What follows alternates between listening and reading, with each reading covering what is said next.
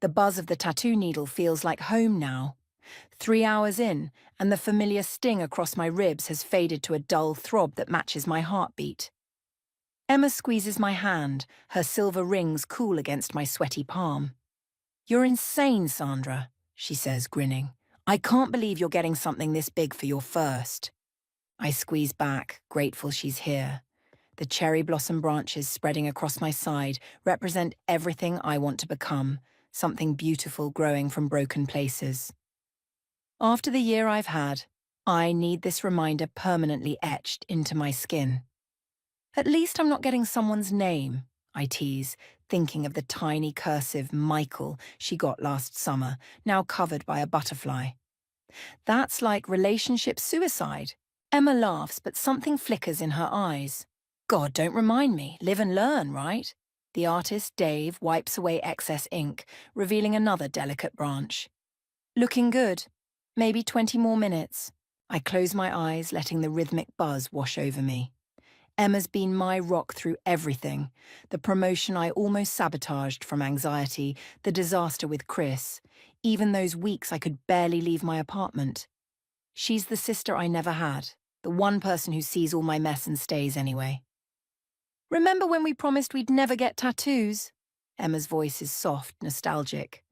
"Freshman year, drinking that awful boxed wine in your dorm?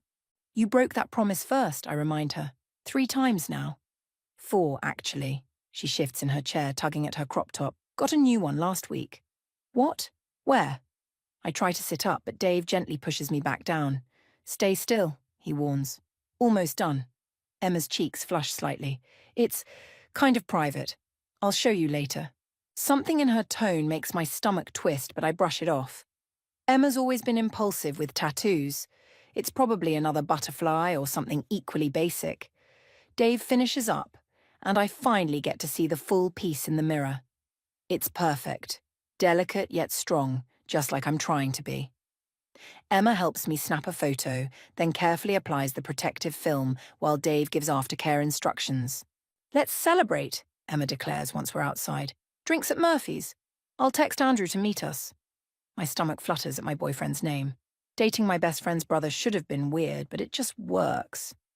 Andrew grounds me in a different way than Emma does. He's steady where she's spontaneous, calm where she's chaos. Together they make me feel whole. "Actually, can we rain check? I should probably get home and rest." The adrenaline is wearing off, leaving me drained. "Tell Andrew I'll call him tomorrow." Emma's smile falters for a split second. "Yeah, of course. Get some sleep, babe. I'm so proud of you for doing this." We hug goodbye, and I wince as her arm brushes my tender ribs. Something feels off about how quickly she pulls away, but I'm too tired to analyze it. At home, I carefully peel back the film to apply ointment. As I'm scrolling through Instagram, Emma's latest post catches my eye. A mirror selfie from last week, her hip barely visible above low-rise jeans. I zoom in, squinting at a dark mark peeking out. The longer I stare, the clearer it becomes. My hands start shaking. There, in familiar cursive script, is my boyfriend's name. Andrew.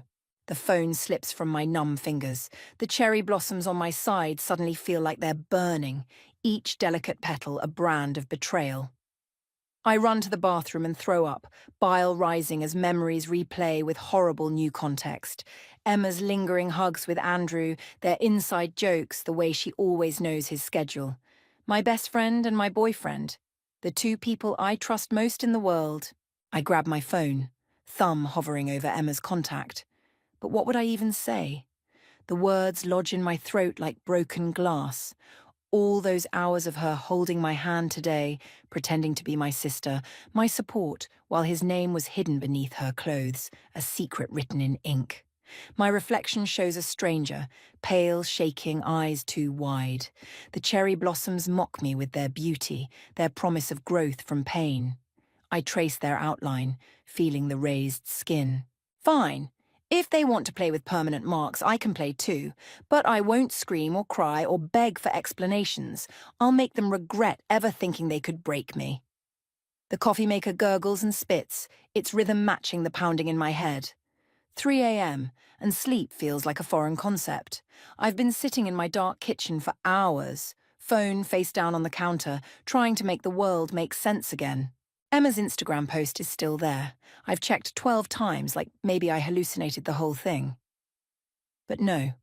Andrew's name remains etched into her skin, a permanent reminder of their betrayal. My phone buzzes. Andrew. Missing you already. Dinner tomorrow. My fingers hover over the keyboard. Everything I want to type feels inadequate. How do you respond to someone who's been lying to your face? Someone who held you while you cried about trust issues, all while proving exactly why you have them? I leave him on read. The sun's barely up when I drag myself to work. Jasmine takes one look at me and pulls me into the break room. Okay, Spill. You look like you've seen a ghost. I almost laugh. A ghost would be easier to deal with than this. I'm fine. Just didn't sleep well. Bull. She slides me her coffee. This is your world-ending crisis face. I've seen it exactly twice, when you thought you bombed the Miller presentation and when Chris cheated on you. The memory of Chris makes my stomach turn. At least he had the decency to be obvious about it. This is so much worse. Emma got a new tattoo, I hear myself say. The words taste like ash. Jasmine raises an eyebrow. And this is causing your emotional breakdown because... It's Andrew's name. My voice cracks. My Andrew. Her brother. My boyfriend. Holy shit. Jasmine's coffee cup freezes halfway to her mouth. Are you sure? Maybe it's a different Andrew? Right above her hip. Cursive. The exact way he signs his name. The memory of his signature flashes through my mind. All those birthday cards, Christmas presents, love notes. How many similar notes has he written to Emma? That manipulative little... Jasmine stops herself. Have you confronted them? I shake my head. I can't face them yet. Every time I think about it, I feel like I'm drowning. Wait, Jasmine leans forward. Remember last month when Emma kept bailing on girls' night? She said she was working late, but Lauren swore she saw Emma's car at that new bar downtown. The pieces click into place. Andrew had been working late those nights too. My phone buzzes again. Emma this time. Lunch today? Need to show you something exciting. The audacity makes me want to scream. Instead, I type, can't today, swamped with work. You can't avoid them forever, Jasmine says gently. I'm not avoiding them. The lie feels bitter on my tongue. I'm just... waiting. For what? The break room door opens before I can answer. Lauren breezes in, her face lighting up when she sees us. Oh good, you're both here. Did you see Emma's post about the party next weekend? She's going all out. Apparently she has some big announcement to make. My heart stops. A party. An announcement. The implications hit me like a physical blow. What kind of announcement? My voice sounds distant, like it belongs to someone else. Lauren shrugs. She's being super secretive. But she specifically said everyone has to come, especially you, Sandra. Said it wouldn't be right without her best friend there. Best friend. The title feels like a knife twisting in my gut. After Lauren leaves, Jasmine grabs my arm. Sandra, what are you thinking? You've got that look. What look? The one that says you're about to do something either brilliant or terrible. I think about Emma's tattoo, hidden beneath designer clothes. About Andrew's messages waiting for responses I'll never send. About the party where they probably plan to go public thinking they control the narrative. Maybe both, I say, pulling out my phone. I need to make an appointment. For what? I show her the tattoo parlor's website, the same one where Emma and I sat just yesterday, where she held my hand and pretended everything was fine. If they want to play games with permanent ink, I say, my voice steady for the first time in hours, then they better be ready for me to play too. Jasmine's eyes widen as she realizes what I'm planning. Sandra, don't try to talk me out of it. I wasn't going to. She squeezes my hand. I was going to ask if you want company. For the first time since seeing Emma's post, I feel something other than pain. Something dangerous and electric and alive. Yes, I say, hitting the book now button. I definitely want company. The needle feels different this time. Yesterday, each prick was a promise of transformation. Today, it's revenge being etched into my skin, one painful dot at a time. You're sure about this? Dave asks again, concern creasing his forehead. 2 tattoos in 2 days is intense. I'm sure. My voice doesn't waver. Jasmine squeezes my hand just like Emma did yesterday. The parallel makes me sick. It's beautiful, Jasmine says, watching the design take shape on my hip, the exact same spot as Emma's tattoo. But are you ready for what happens when they see it? Before I can answer, my phone lights up. Andrew's face fills the screen. A photo from happier times, his green eyes crinkled with laughter. I let it ring. 7th missed call, Jasmine notes. He's getting worried. Good. The word comes out sharper than I intended. Let him worry. Let him wonder. Dave wipes away excess ink, revealing the script taking shape. Not Andrew's name. I'm not that obvious. Instead, it's a date, 07.15/22, the day Andrew first kissed me on Emma's back porch during her summer barbecue. The day that means everything to me and apparently nothing to them. My phone buzzes again. This time it's Emma. Hey babe, Andrew's freaking out, says you're not answering. Everything okay? The heart emoji makes bile rise in my throat. I show Jasmine the message. The audacity, she mutters. Playing concerned best friend while sleeping with my boyfriend? I finish. Yeah. Dave looks up, eyebrows raised. Damn, that's what this is about? Keep working, I say. But the story spills out anyway. By the time I finish, Dave's shaking his head. That's messed up. My ex pulled something similar. He adds another delicate number to the date. Found out she was seeing my cousin. Want to know what I did? Tell me you got revenge, I say. Better. I got therapy. He grins at my expression. Hey, sometimes the best revenge is healing yourself. This is my therapy. I gesture to the tattoo. Plus whatever happens at Emma's party. My phone lights up again. Grant this time. My brother's the only call I'll take right now.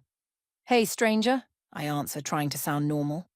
Don't hey, stranger me, he says. Why is Andrew blowing up my phone asking if you're okay? I'm fine. The lie comes easily now. Just busy. Sandra, his voice softens. What's really going on?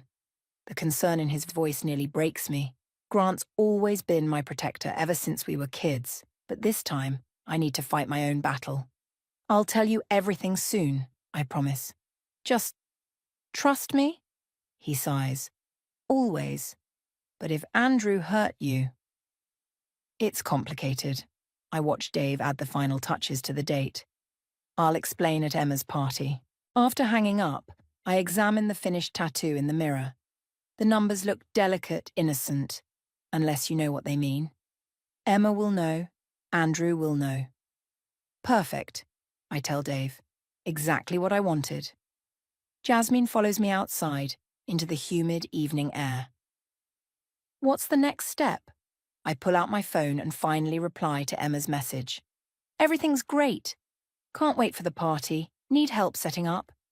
Damn, Jasmine whispers, reading over my shoulder. That's cold. I learned from the best. I hit send, then turn to Jasmine. Want to help me pick out an outfit? Something that might accidentally show off my new ink? You're terrifying, she says admiringly. I'm in. My phone pings with Emma's reply. Yes, please. Come early Saturday. Just you. Want some bestie time before everyone arrives? The nausea returns. How many times has she sent Andrew similar messages, arranging their secret meetings? You don't have to do this alone, Jasmine says, reading my expression. I can come with... No. I lock my phone. Decision made. I need to face her myself first. See if she'll confess. Give her one chance to come clean. And if she doesn't... I touch my hip, feeling the slight rays of fresh ink under the bandage. The date that meant the beginning of love for me and the beginning of betrayal for them. Then I'll make sure everyone at that party learns exactly who Emma and Andrew really are. My voice is steady, certain. And I'll do it in a way they'll never forget. Jasmine links her arm through mine as we walk to her car. Just promise me one thing. What? Promise you won't let revenge cost you yourself. I think about Dave's words about therapy, about Grant's protective instincts, about the person I was before discovering Emma's tattoo. I won't, I say. But as we drive away, I wonder if it's already too late for that promise. Emma's house looks exactly the same, but everything feels wrong. The wind chimes she bought last summer still tinkle on the porch.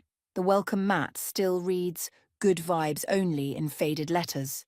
But now it all seems like a mask, hiding something rotten underneath. I'm an hour early for party setup as requested. My hip throbs where the fresh tattoo sits beneath my clothes, a constant reminder of why I'm here. Emma throws open the door before I can knock. "Sandra! God, I've missed you." She pulls me into a hug that I force myself to return. "You've been so busy lately." "Work's been crazy," I lie, following her inside. The familiar scent of her vanilla candles makes my stomach turn. How many times has Andrew smelled these same candles in secret moments I don't want to imagine? "Help me with these streamers." She hands me one end of a silver ribbon. "I want everything perfect for tonight." "Big plans?" I keep my voice casual, watching her face. "You could say that." She grins, but something flickers in her eyes. "Actually, I'm glad you're here early. There's something I need to." The front door opens and Andrew walks in. My heart stops. I haven't seen him since discovering Emma's tattoo, haven't heard his voice except in voicemails I deleted without listening. He freezes when he sees me, eyes wide. "Sandra." He says my name like a prayer. "You're here." Emma's smile falters for a fraction of a second. "Andrew, I thought you were coming later." "I wanted to help set up." His eyes haven't left my face. "Sandra, can we talk? Please." The streamer crumples in my fist. Every practiced word, every planned confrontation evaporates. I'm not ready. Not for both of them at once. "I need to use the bathroom," I manage, turning away. "Sandra, wait." Andrew starts to follow, but Emma grabs his arm. "Let her go," I hear her whisper. "Not now." In the bathroom, I grip the sink until my knuckles turn white. My reflection shows someone I barely recognize. Pale, eyes too bright, jaw clenched. I lift my shirt, checking the bandage on my hip. The date sits there, waiting to be revealed. A knock makes me jump. "Sandra?" It's Emma. "You okay in there?" I open the door, forcing a smile. "Just feeling a little sick. Must have been something I ate." "Oh, no." Her concern seems so genuine it makes me dizzy. "Should you go home? We can handle setup." "I'm fine." I straighten my shoulders. "Where's Andrew?" "Making a drink run." She fidgets with her bracelets, a nervous tell I've known for years. "Listen, about what I was trying to tell you before." My pulse quickens. Is she actually going to confess? "Emma?" Lauren's voice carries from the front door. "The caterers are here early." Emma hesitates. "Hold that thought." I watch her hurry away, her shirt riding up slightly. I catch a glimpse of the edge of her tattoo, my boyfriend's name on my best friend's skin. The next hour passes in a blur of party preparations. Andrew returns with drinks but doesn't try to approach me again. I catch him watching me, though, his expression unreadable. "Almost party time," Emma announces finally. I should change. As she heads upstairs, my phone buzzes. A text from an unknown number. "This is Chandler, Emma's ex. We need to talk before tonight. It's about Andrew." I stare at the message, remembering how suddenly Emma and Chandler broke up last year. She never gave anyone a clear reason why. "Sandra?" Andrew's voice makes me jump. He's standing in the doorway, hands shoved in his pockets. "Please, just let me explain." "Explain what?" My voice comes out steadier than I feel. "Why you've been ignoring my calls." The lie tastes bitter but necessary. He blinks. "What? I've been calling you for days." "Really? Must have been too busy with other things." I gesture vaguely upstairs where Emma's getting ready. Understanding dawns in his eyes, followed by something that looks almost like relief. "Oh God, Sandra, is that what you think? That's why you've been avoiding me?" Before he can say more, Emma calls down. "Andrew, can you help me with something?" He hesitates, looking torn. "Sandra, whatever you're thinking." "Go." I turn away. "Your sister needs you." The emphasis I put on sister makes him flinch. Good. As his footsteps fade upstairs, I look at Chandler's text again. My thumb hovers over the reply button. The front door opens as early guests start arriving. Soon the house will be full of people. Soon Emma will make her announcement. Soon everything will change. I type quickly, "Where can we meet?" Whatever Chandler knows, whatever Emma was trying to tell me, it doesn't matter. The time for explanations is over. I touch my hip where the date sits hidden, waiting. By tonight, everyone will know exactly what kind of people Emma and Andrew really are. The coffee shop buzzes with afternoon energy, but the corner booth where Chandler sits feels like its own quiet universe. He looks exactly as I remember, perpetually rumpled, like his thoughts are too big for his body. "Thanks for meeting me," he says as I slide into the seat across from him. "I know the timing's tight with Emma's party tonight. Just tell me what you know about Andrew." My patience for small talk died somewhere between discovering Emma's tattoo and watching them disappear upstairs together. Chandler takes a long sip of coffee. "First, you should know why Emma and I really broke up." "I don't need—" "You do." His voice is gentle but firm.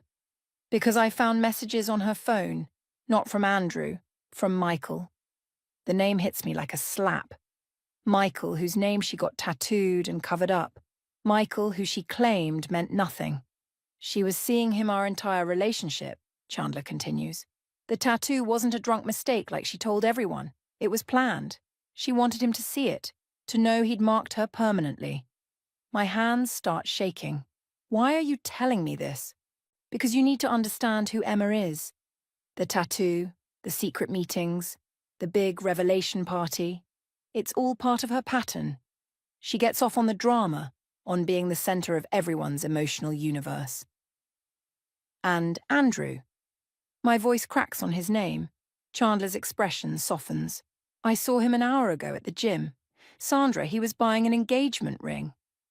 The world tilts sideways. "What?" "He's planning to propose, tonight, at the party." "But Emma's tattoo, have you actually seen it? Up close?" I think back. No, just the edge in that Instagram photo, just glimpses when her shirt rides up. "You need to talk to him," Chandler says. "Before tonight. Before Emma can—" My phone buzzes. "Jasmine.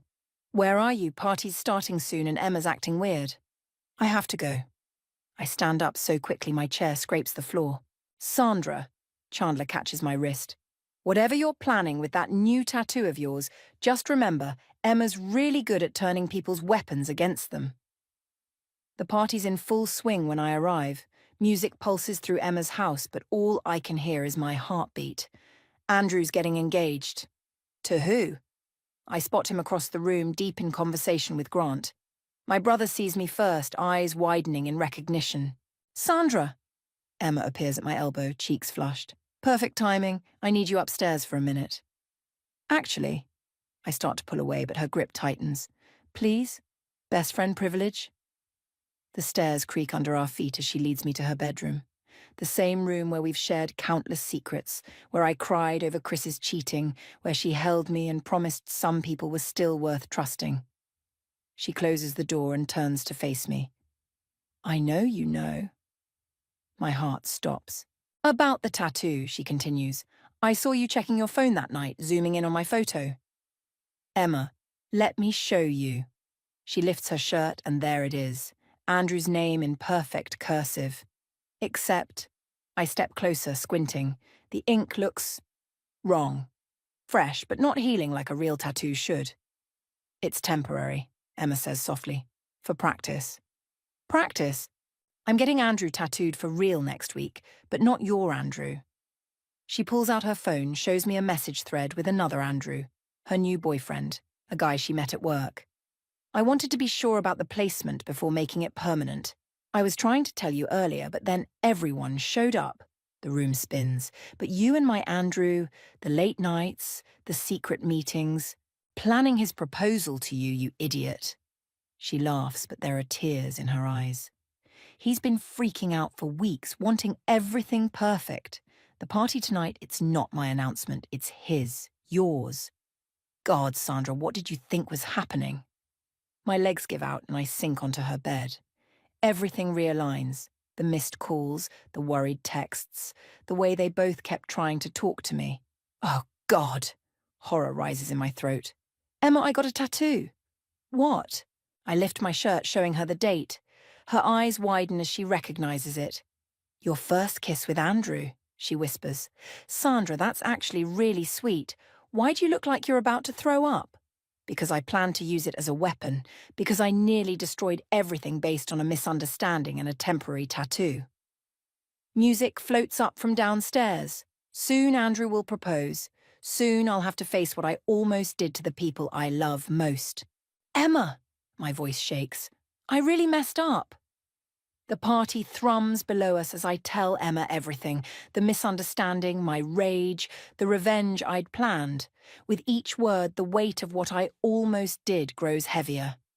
I was going to humiliate you, I finish, voice barely a whisper.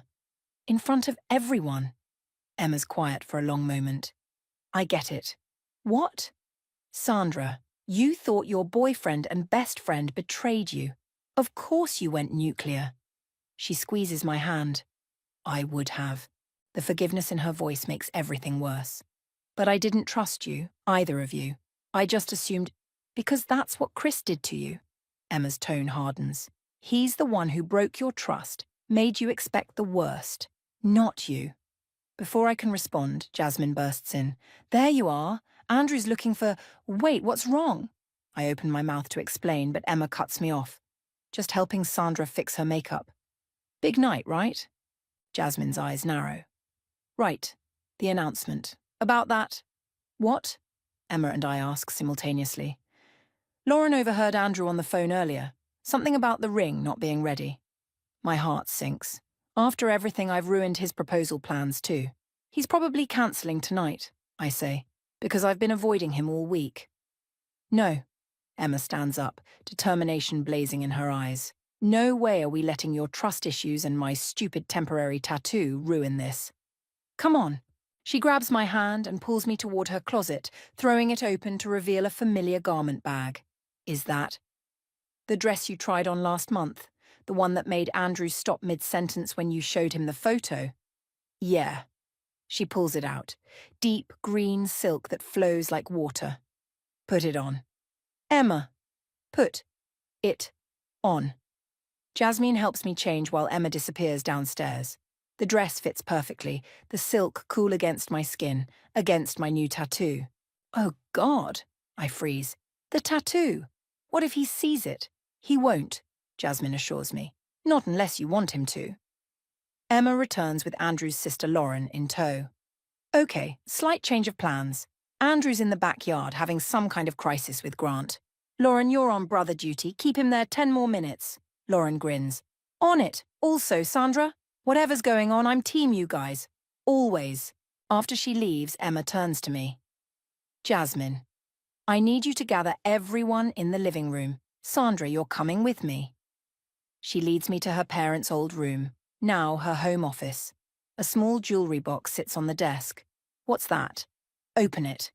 Inside is a ring. Simple, elegant, exactly what I would have chosen.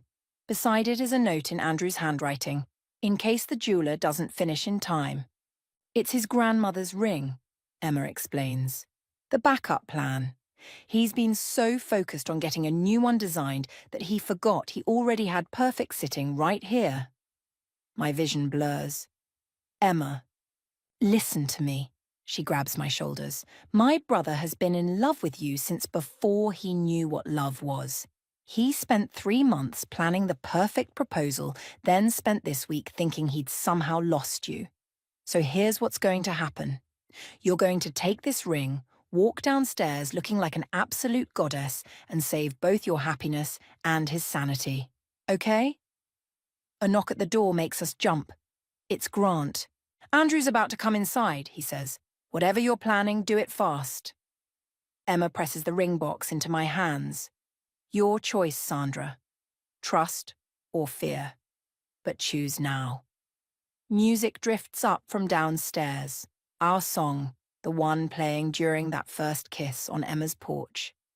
The date inked on my hips suddenly feels different. Not a weapon anymore, but a reminder of when I chose love over fear the first time. Jasmine, I say, I need you to help me adjust this dress. She grins, understanding immediately. How much hip do you want showing? All of it. Emma's eyes widen as I reveal the tattoo. Sandra, are you sure? I am. Because maybe trust isn't about never being afraid. Maybe it's about being terrified and choosing love anyway. Grant, I hand him the ring box. Give this to Andrew. Tell him to meet me in the living room. My brother's face splits into a proud grin. About damn time. As their footsteps fade, I take one last look in the mirror. The dress, the tattoo, the certainty in my eyes, all of it feels right in a way nothing has since I first saw Emma's Instagram post. Ready? Emma asks softly. I think of Andrew downstairs, probably as scared as I am. Think of the life we could build, if I'm brave enough to trust it. Ready. The living room falls silent as I descend the stairs, the silk dress whispering against my skin. Andrew stands by the fireplace, still in his gym clothes, looking completely lost until his eyes find mine. Time seems to slow. The crowd parts between us like a scene from a movie, but this isn't a perfect romantic moment. This is messy and real, him confused and hurting, me terrified but determined, both of us trying to find our way back to trust. Sandra, he starts, taking a step forward. I've been trying to... Wait. My voice shakes, but I keep going. I need to show you something first. The room holds its breath as I turn slightly, letting the dress fall just enough to reveal my hip. Andrew's eyes widen as he recognizes the date. July 15th, I say softly. The night you kissed me on Emma's porch. The night I decided to trust love again, even though it terrified me. Understanding dawns in his eyes. When did you... 2 days ago. When I thought... I swallow hard. When I convinced myself you and Emma were... A pained sound escapes him. That's why you weren't answering my calls? Sandra, how could you think? Because it was easier than trusting. The words burst out raw and honest. Because Chris destroyed my faith in love, and then I saw Emma's tattoo, and I broke. I let fear win. Emma's tattoo? His brow furrows. Then, oh God, the practice one? For her new Andrew? I nod, feeling smaller with each word. I jumped to conclusions, planned this whole revenge scheme. I was going to use this tattoo to hurt you both, to prove I couldn't be broken because I was already broken. Tears slip down my cheeks, but I force myself to continue. But that's not who I want to be. I don't want fear to win anymore. Andrew crosses the space between us in 3 quick steps. His hands cup my face, thumbs brushing away tears. Sandra Lewis, his voice cracks. You are the most frustrating, amazing, completely insane woman I have ever met. A watery laugh escapes me.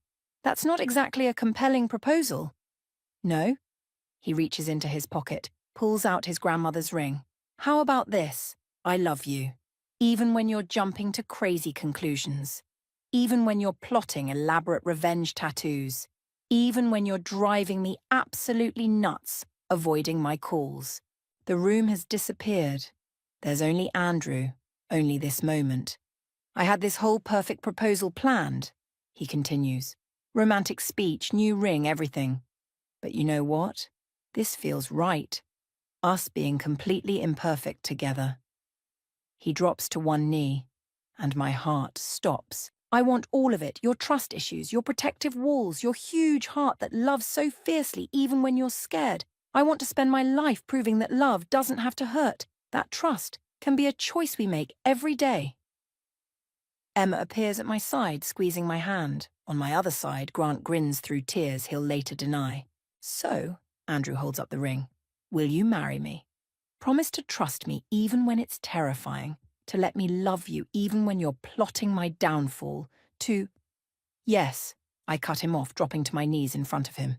Yes to all of it. The ring slides onto my finger, a perfect fit, just like us. Not because we're flawless, but because we choose each other despite our flaws. The room erupts in cheers. Emma hugs us both, crying happy tears. Jasmine whistles loudly. Lauren starts the music again. But I'm frozen in this moment, looking at Andrew's face, seeing the love there, the forgiveness, the promise of a future built on choosing trust over fear. I'm sorry, I whisper, for not trusting you. I'm sorry too. He touches my hip gently, where the date sits permanently inked. But I kind of love that you got this, even if it was meant for revenge.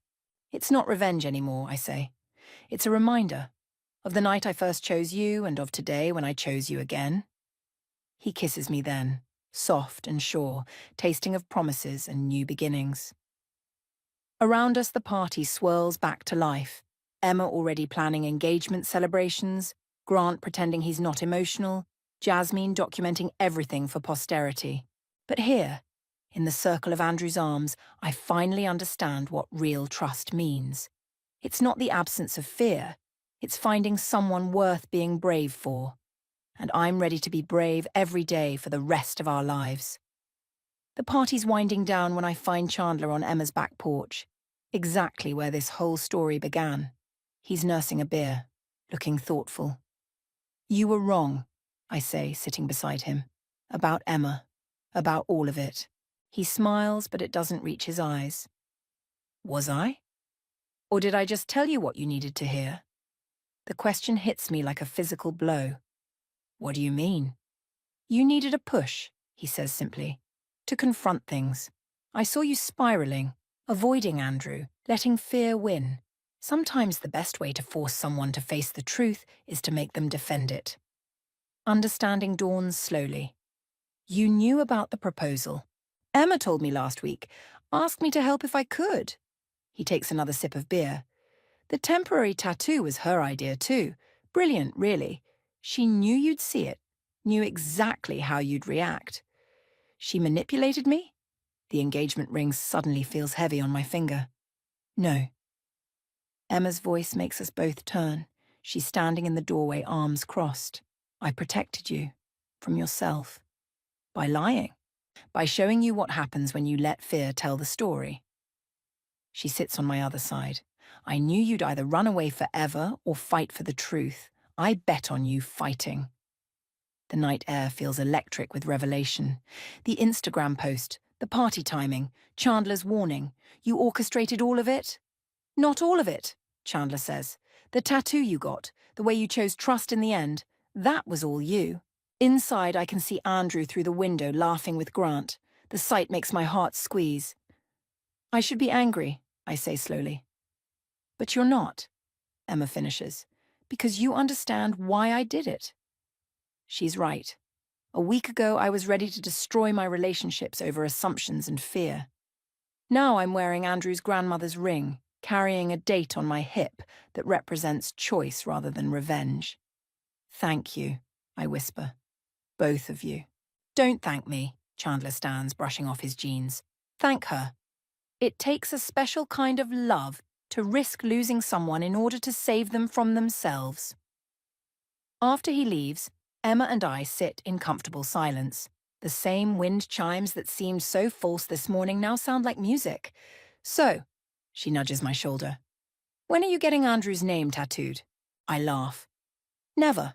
But I touch my hip where the date sits. I might add to this one. Make it about more than just that first kiss. Like what? Like today's date. When I learned that trust isn't about being certain. It's about choosing to believe in love, even when fear tries to write a different story. Emma's eyes fill with tears. God, marriage is going to make you even more disgustingly poetic, isn't it? Probably. I grab her hand. You know you're my maid of honor, right? No temporary tattoo required. Please, she scoffs. I was your maid of honor before you even met Andrew. Speaking of which, Andrew appears in the doorway looking at us with soft amusement. Can I steal my fiancé? The word makes my stomach flip. Emma stands, kissing both our cheeks before heading inside. Andrew takes her place, pulling me close. You okay? You've been out here a while? Just thinking. I trace the outline of his grandmother's ring. About stories. The ones fear tells us, and the ones love helps us write instead. And which story are you choosing? I look up at him.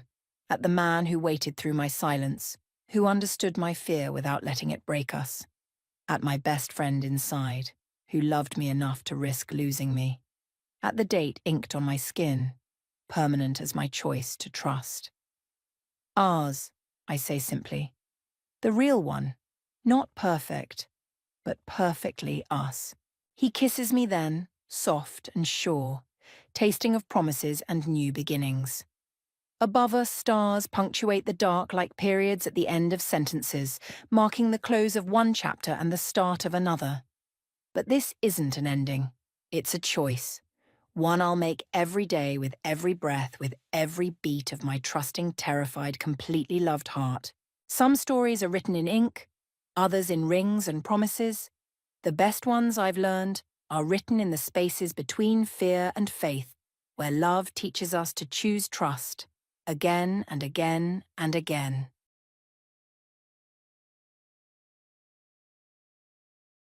Hi, I'm Eleanor.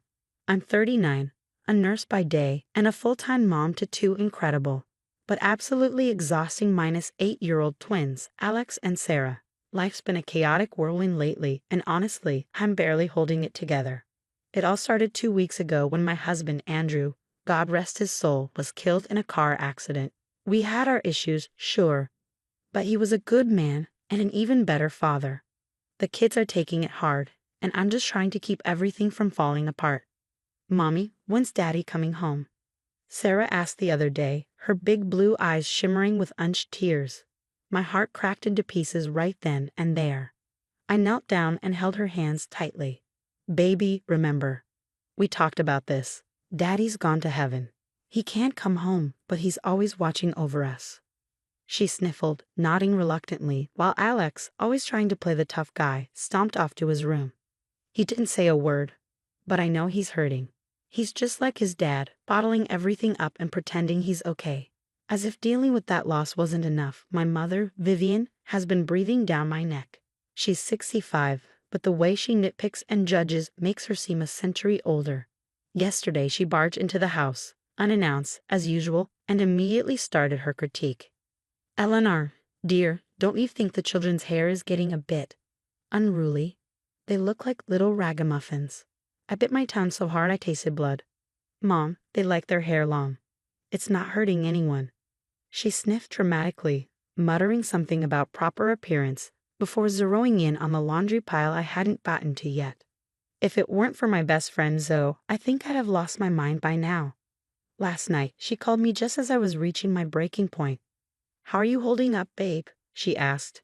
And just like that, the dam broke. I sobbed into the phone, pouring everything out. Zoe, I can't do this. The kids are a mess, the bills are piling up, and Mom is driving me insane. Listen to me, she said firmly, her voice like a lifeline. You're the strongest person I know. You've got this, and I'm here for you, no matter what. I don't know what I did to deserve a friend like Zoe, but I'm grateful for her every single day. Last night, exhaustion got the better of me. I was helping Alex with his math homework when I dozed off right there at the table. Mom, you okay? He asked, nudging me awake. I forced a smile. Yeah, baby, just a little tired. Now, where were we? Oh, right.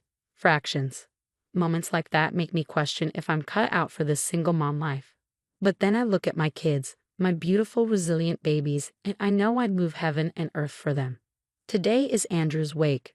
I'm ironing the kids' clothes, trying to muster the strength to face what's ahead. I can already hear Vivian's voice in my head, criticizing everything from the flower arrangements to my choice of dress. At the funeral home, the weight of the day felt suffocating. Alex and Sarah clung to my legs, their quiet presence grounding me. That's when Vivian cornered me, her face a mask of false concern. Eleanor, dear, we need to talk about the children, she began, her voice low, appointed. I felt a knot twist in my stomach. What about them, Mom? She leaned in closer, her words like a punch to the gut.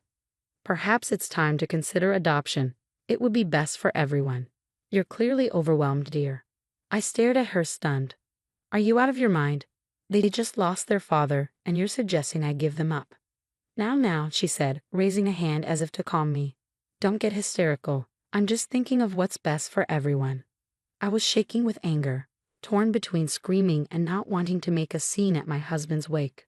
Mom, I appreciate your concern, but the kids are staying with me. End of discussion. She walked away, leaving me fuming. Memories of her past advice resurfaced, like when Sarah was born with a slight heart murmur and Vivian suggested we return her to the hospital, or when Alex struggled with reading, and she implied he wasn't cut out for academics. He was 6, for Christ's sake. Lost in my thoughts, I didn't notice Andrew's brother, Derek, until he was standing right next to me. "Hey Al," he said softly, "you okay? You look like you've seen a ghost." I tried to smile, but it felt hollow.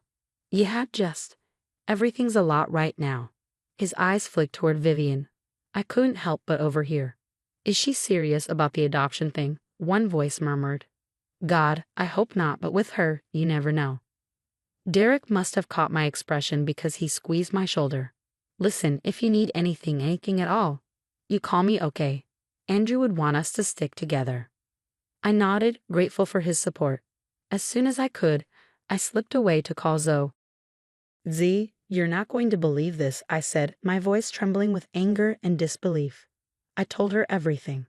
"Oh, hell no," she snapped. "Tell me you shut that nonsense down." "Of course I did," I said, but my voice wavered. "But what if she tries something? You know how she is."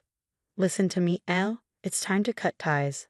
I know she's your mom, but this is beyond toxic. You and those kids deserve better." Her words hit home, but the idea of cutting off my own mother felt like a knife twisting in my chest. "I'll think about it. Thanks for listening, Z."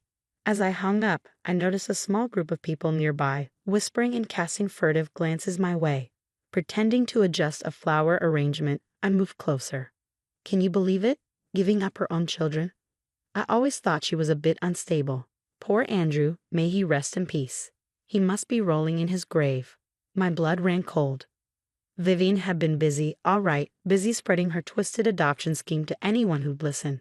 I locked eyes with her across the room. She gave me a small, smug smile, and in that moment I realized this wasn't just meddling. This was war. The days following Andrew's wake were a blur of whispers and judgmental stares. At work, conversations died the moment I entered the break room. Even Mrs. Johnson, my favorite patient, seemed hesitant. "Honey, is everything all right with those beautiful grandbabies of yours?" I froze. "They're fine. Why do you ask?" "Of no reason," she said, clearly lying. "Just remember, there's no shame in asking for help if you need it." It wasn't until I overheard 2 coworkers in the supply closet that the penny dropped. "Can you believe Eleanor's giving up her kids? And so soon after Andrew's death?" "I know, right? Always thought she was a little off. Guess she just couldn't hack it as a single mom." I clenched my fists, fury burning in my veins. This was Vivian's doing, and I had to find out how far her lies had spread. By asking subtle questions and piecing together the gossip, I uncovered the horrifying truth. Vivian had been painting me as an unfit mother to anyone who'd listen, from church ladies to the corner store clerk. She was systematically sabotaging me. Just when I thought things couldn't get worse, Derek called. "Elle, we need to talk. It's about Vivian." We met at a diner, and what he told me made my stomach churn. "She tried to convince Andrew to leave you years ago," he said, his tone grave. "Said you weren't good enough for him, that you were dragging him down." I felt like I'd been sucker punched. "What? When?" "Right after the twins were born. Andrew shut her down hard, told her to stay out of your marriage.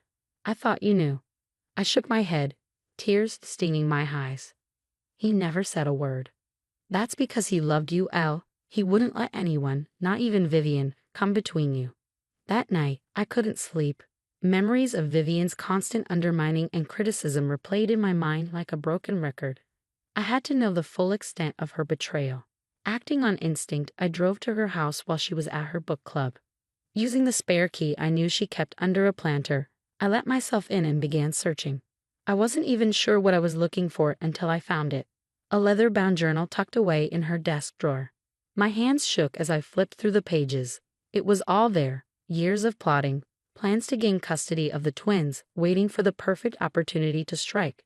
She'd been scheming since they were born. I was still reading when the front door creaked open. "Eleanor."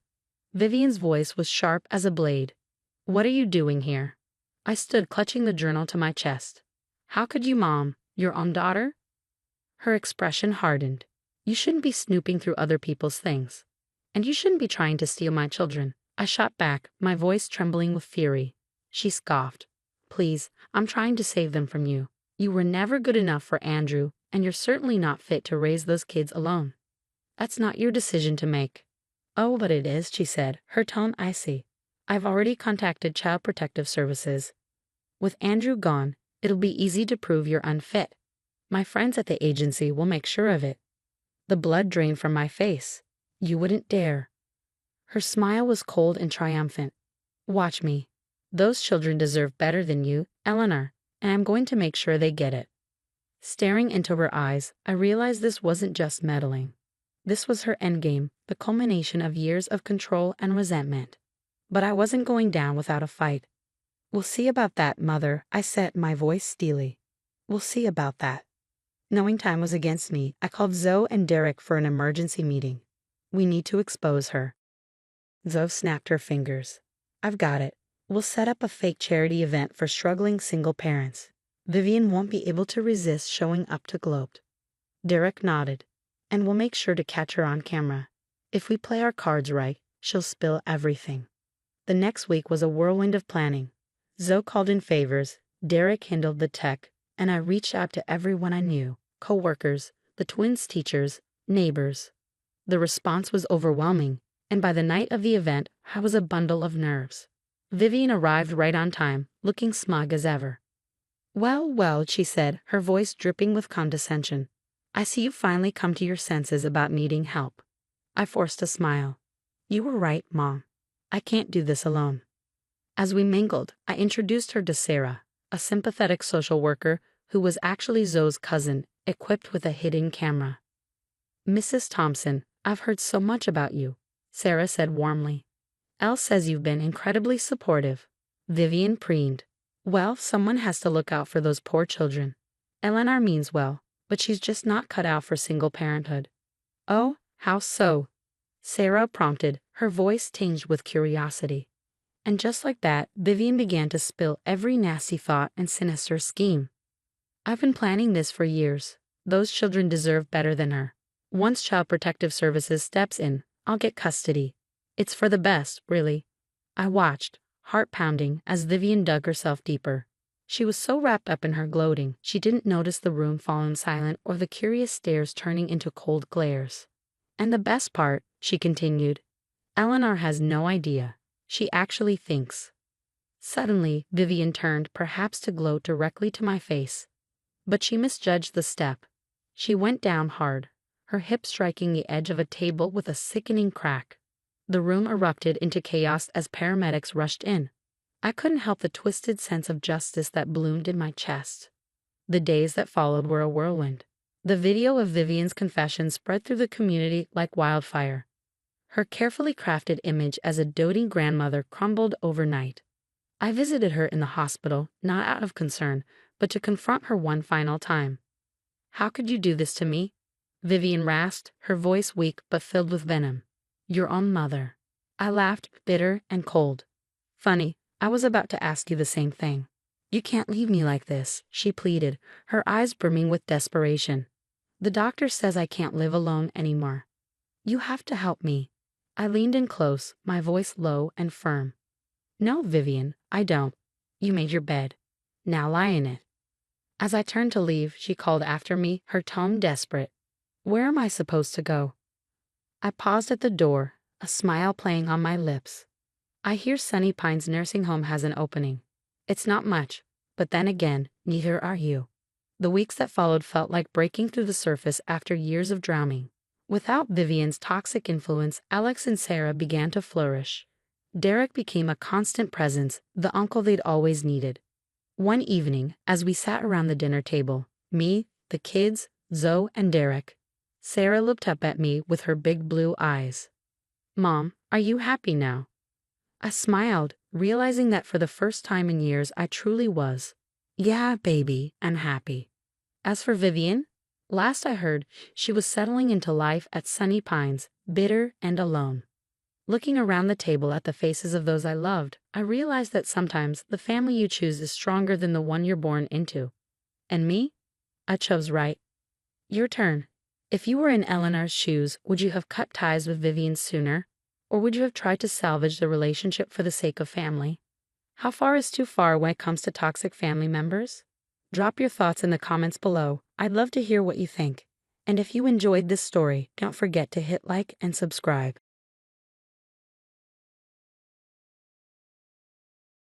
Hi, everyone. I'm Linda, 29 years old, and a marketing executive with a story that's been eating at me. I'm sitting in my cozy, if cramped, apartment flipping through old photos of me and my big brother, Mike. We've always been close. After our parents split, it was just the two of us against the world. Now he's getting married to Susan, and while I'm trying to be thrilled for him, something feels off. Hey sis, you got a sec? Mike's voice crackles through the phone. For you? Always. What's up? It's about the wedding. Susan was wondering if you could help with some of the planning. I bite my lip. Sure thing. What does she need? As Mike rattles off tasks, I feel a twinge of unease. Susan comes from this uber-wealthy family, and sometimes it feels like she looks down on us. But hey, this is Mike's big day. I can deal. Later that week, I find myself at their sprawling place, surrounded by wedding magazines and seating charts. Susan breezes in, all designer clothes and picture-perfect hair. Oh, Linda, you're here. Great. Her smile doesn't quite reach her eyes. I hope you don't mind, but I've made some changes to the plans we discussed. I force a smile. No problem. What did you have in mind? As she talks, I notice how she keeps saying people like us when referring to her affluent friends. It stings, but I brush it off. This day is about Mike. Then the doorbell rings. Enter Mr. and Mrs. Thompson, Susan's parents, losing wealth and a thinly veiled superiority. Ah, Linda, is it? Mr. Thompson eyes me up and down. Mike's sister. How quaint. Mrs. Thompson chimes in, her tone syrupy but sharp. Susan, darling, are you sure it's wise to involve family in the planning? These things are best left to professionals. My cheeks burn, but before I can respond, Mike steps in. Linda's been a huge help, actually. We couldn't do this without her. I shoot him a grateful look, but a sinking feeling tells me this is just the beginning. Later that night, I'm venting to my boyfriend, Jason, over takeout. I don't know, Jace. Something feels off about Susan and her family. He squeezes my hand. It's okay to be protective of Mike. Just give it time. I nod, but deep down, I'm not convinced. As the wedding day looms closer, I throw myself into my maid of honor duties, determined to make it perfect for Mike. Still, every interaction with Susan and the Thompsons leaves me feeling like I'm losing my brother to a world that doesn't want me in it. Finally, the big day arrives. I'm running around, doing my best to keep everything on track. Straighten Mike's tie, quick pep talk, check on Susan. Thanks, Linda, she says coolly. Try not to mess anything up, okay? I brush off the comment, forcing a smile. But during the ceremony, I can't help noticing the whispers and sideways glances from Susan's family. Mrs. Thompson's disapproving stares are practically daggers. At the reception, I duck into the bathroom to fix my makeup. That's when I hear it. Did you see what Linda's wearing? It looks like she got it from a thrift store, Mrs. Thompson says, her voice dripping with disdain. My cheeks flush as I step out, coming face to face with her. She doesn't even flinch. Oh, Linda, dear, she says loudly, feigning innocence. We were just discussing your interesting dress choice. It must be hard to find something suitable on a budget. I open my mouth to respond, but Mr. Thompson interrupts. So Linda, Mike tells us you work in marketing. That must be challenging for someone with your background. Did you even finish college? I have a degree from. Susan cuts in, laughing lightly. Oh, Daddy, don't you remember? Linda's the one who had that adorable little speech problem as a kid. What was it you used to say, Linda? What's P? They all burst into laughter. My stomach drops. I glance around, desperate for an ally, but Mike's across the room, looking uncomfortable. Jason appeared at my side, his face dark with anger. Hey, back off. Linda's twice the person any of you will ever be. Mr. Thompson sneered. And who might you be? The hired help? Jason squared his shoulders. I'm Linda's boyfriend, and I won't stand here while you insult her. The room grew tense as the argument escalated. Susan's family hurled insults, their words cutting like knives, while Jason stood his ground, defending me fiercely. Through it all, Mike stood there, silent and visibly uncomfortable. I couldn't take it anymore. Tears streaming down my face, I grabbed my purse and ran out of the reception hall. Jason called after me, but I couldn't stop. I drove home in a daze, my mind replaying every cruel word and most painfully, Mike's deafening silence. How could he just stand there? How could he let them treat me like that? At home, still in my bridesmaid dress, I collapsed onto the couch. My phone buzzed. It was a text from Mike. My heart leaped. Maybe this was an apology, an explanation, anything. Instead, the message read, "Hey, things got pretty intense. Maybe it's best if you give us some space for a while." I stared at the screen in disbelief. Space? After what just happened? "You can't be serious," I typed back. "They insulted me, mocked me, and you did nothing." His response came quickly. "It's complicated, Linda. Just let things cool down, okay?" I threw my phone across the room, feeling like my heart had been ripped out. My brother, my rock, the one person I thought I could always count on, had chosen them over me. Jason showed up an hour later, worry etched on his face. "Linda, I'm so sorry. What they did was unforgivable." I collapsed into his arms, sobbing. He didn't even defend me, Jason. He just stood there. Jason held me tightly. "You don't deserve this. None of it." But as I cried in his arms, I couldn't shake the feeling that this wasn't over. Something had shifted. Something darker was brewing. The weeks that followed were unbearable. Mike's silence was deafening, and when we did talk, he felt like a stranger. At a family barbecue, I overheard one of our cousins whispering, "Did you hear what Mike and Susan are saying about Linda? Apparently, she's jealous and tried to ruin their wedding." The words hit me like a punch to the gut. That night, I couldn't sleep. Why was Mike doing this? This wasn't him. "Jason, something's not right," I said the next morning. "I need to figure out what's going on with the Thompsons." He nodded, determination in his eyes. "I'm with you. Where do we start?" We began with Mr. Thompson's company. Jason, being a tech whiz, managed to find financial records that didn't add up. "Linda, look at this," he said, pointing to the screen. "They're cooking the books." The deeper we dug, the more patterns emerged. Fraud, embezzlement, shady dealings. The Thompsons were neck-deep in corruption. But that wasn't all. I reached out to anyone who might know more about Susan's past. My old college roommate, Emma, dropped a bombshell. "Linda, I hate to tell you this, but Susan dated my cousin.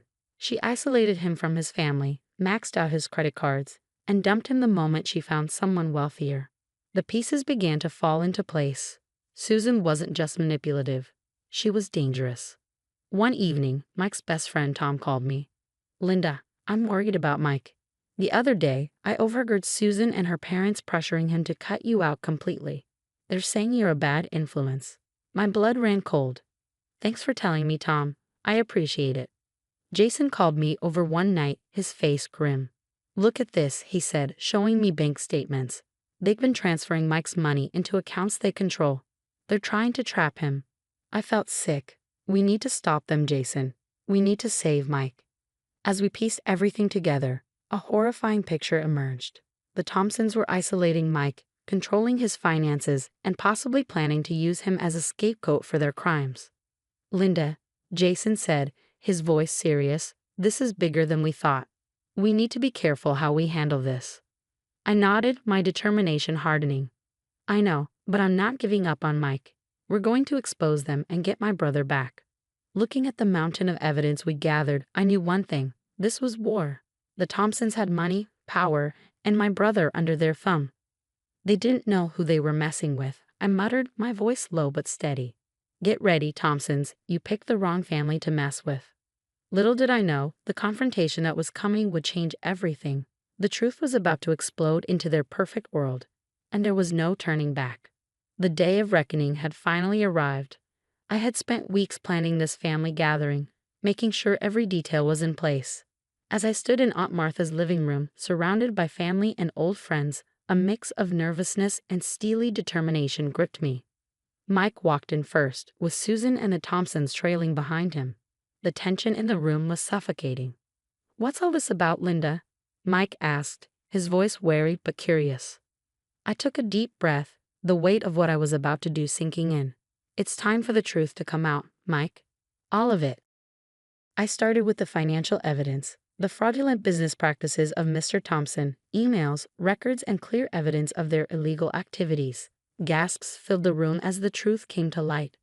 This is preposterous, Mr. Thompson sputtered, his face turning red.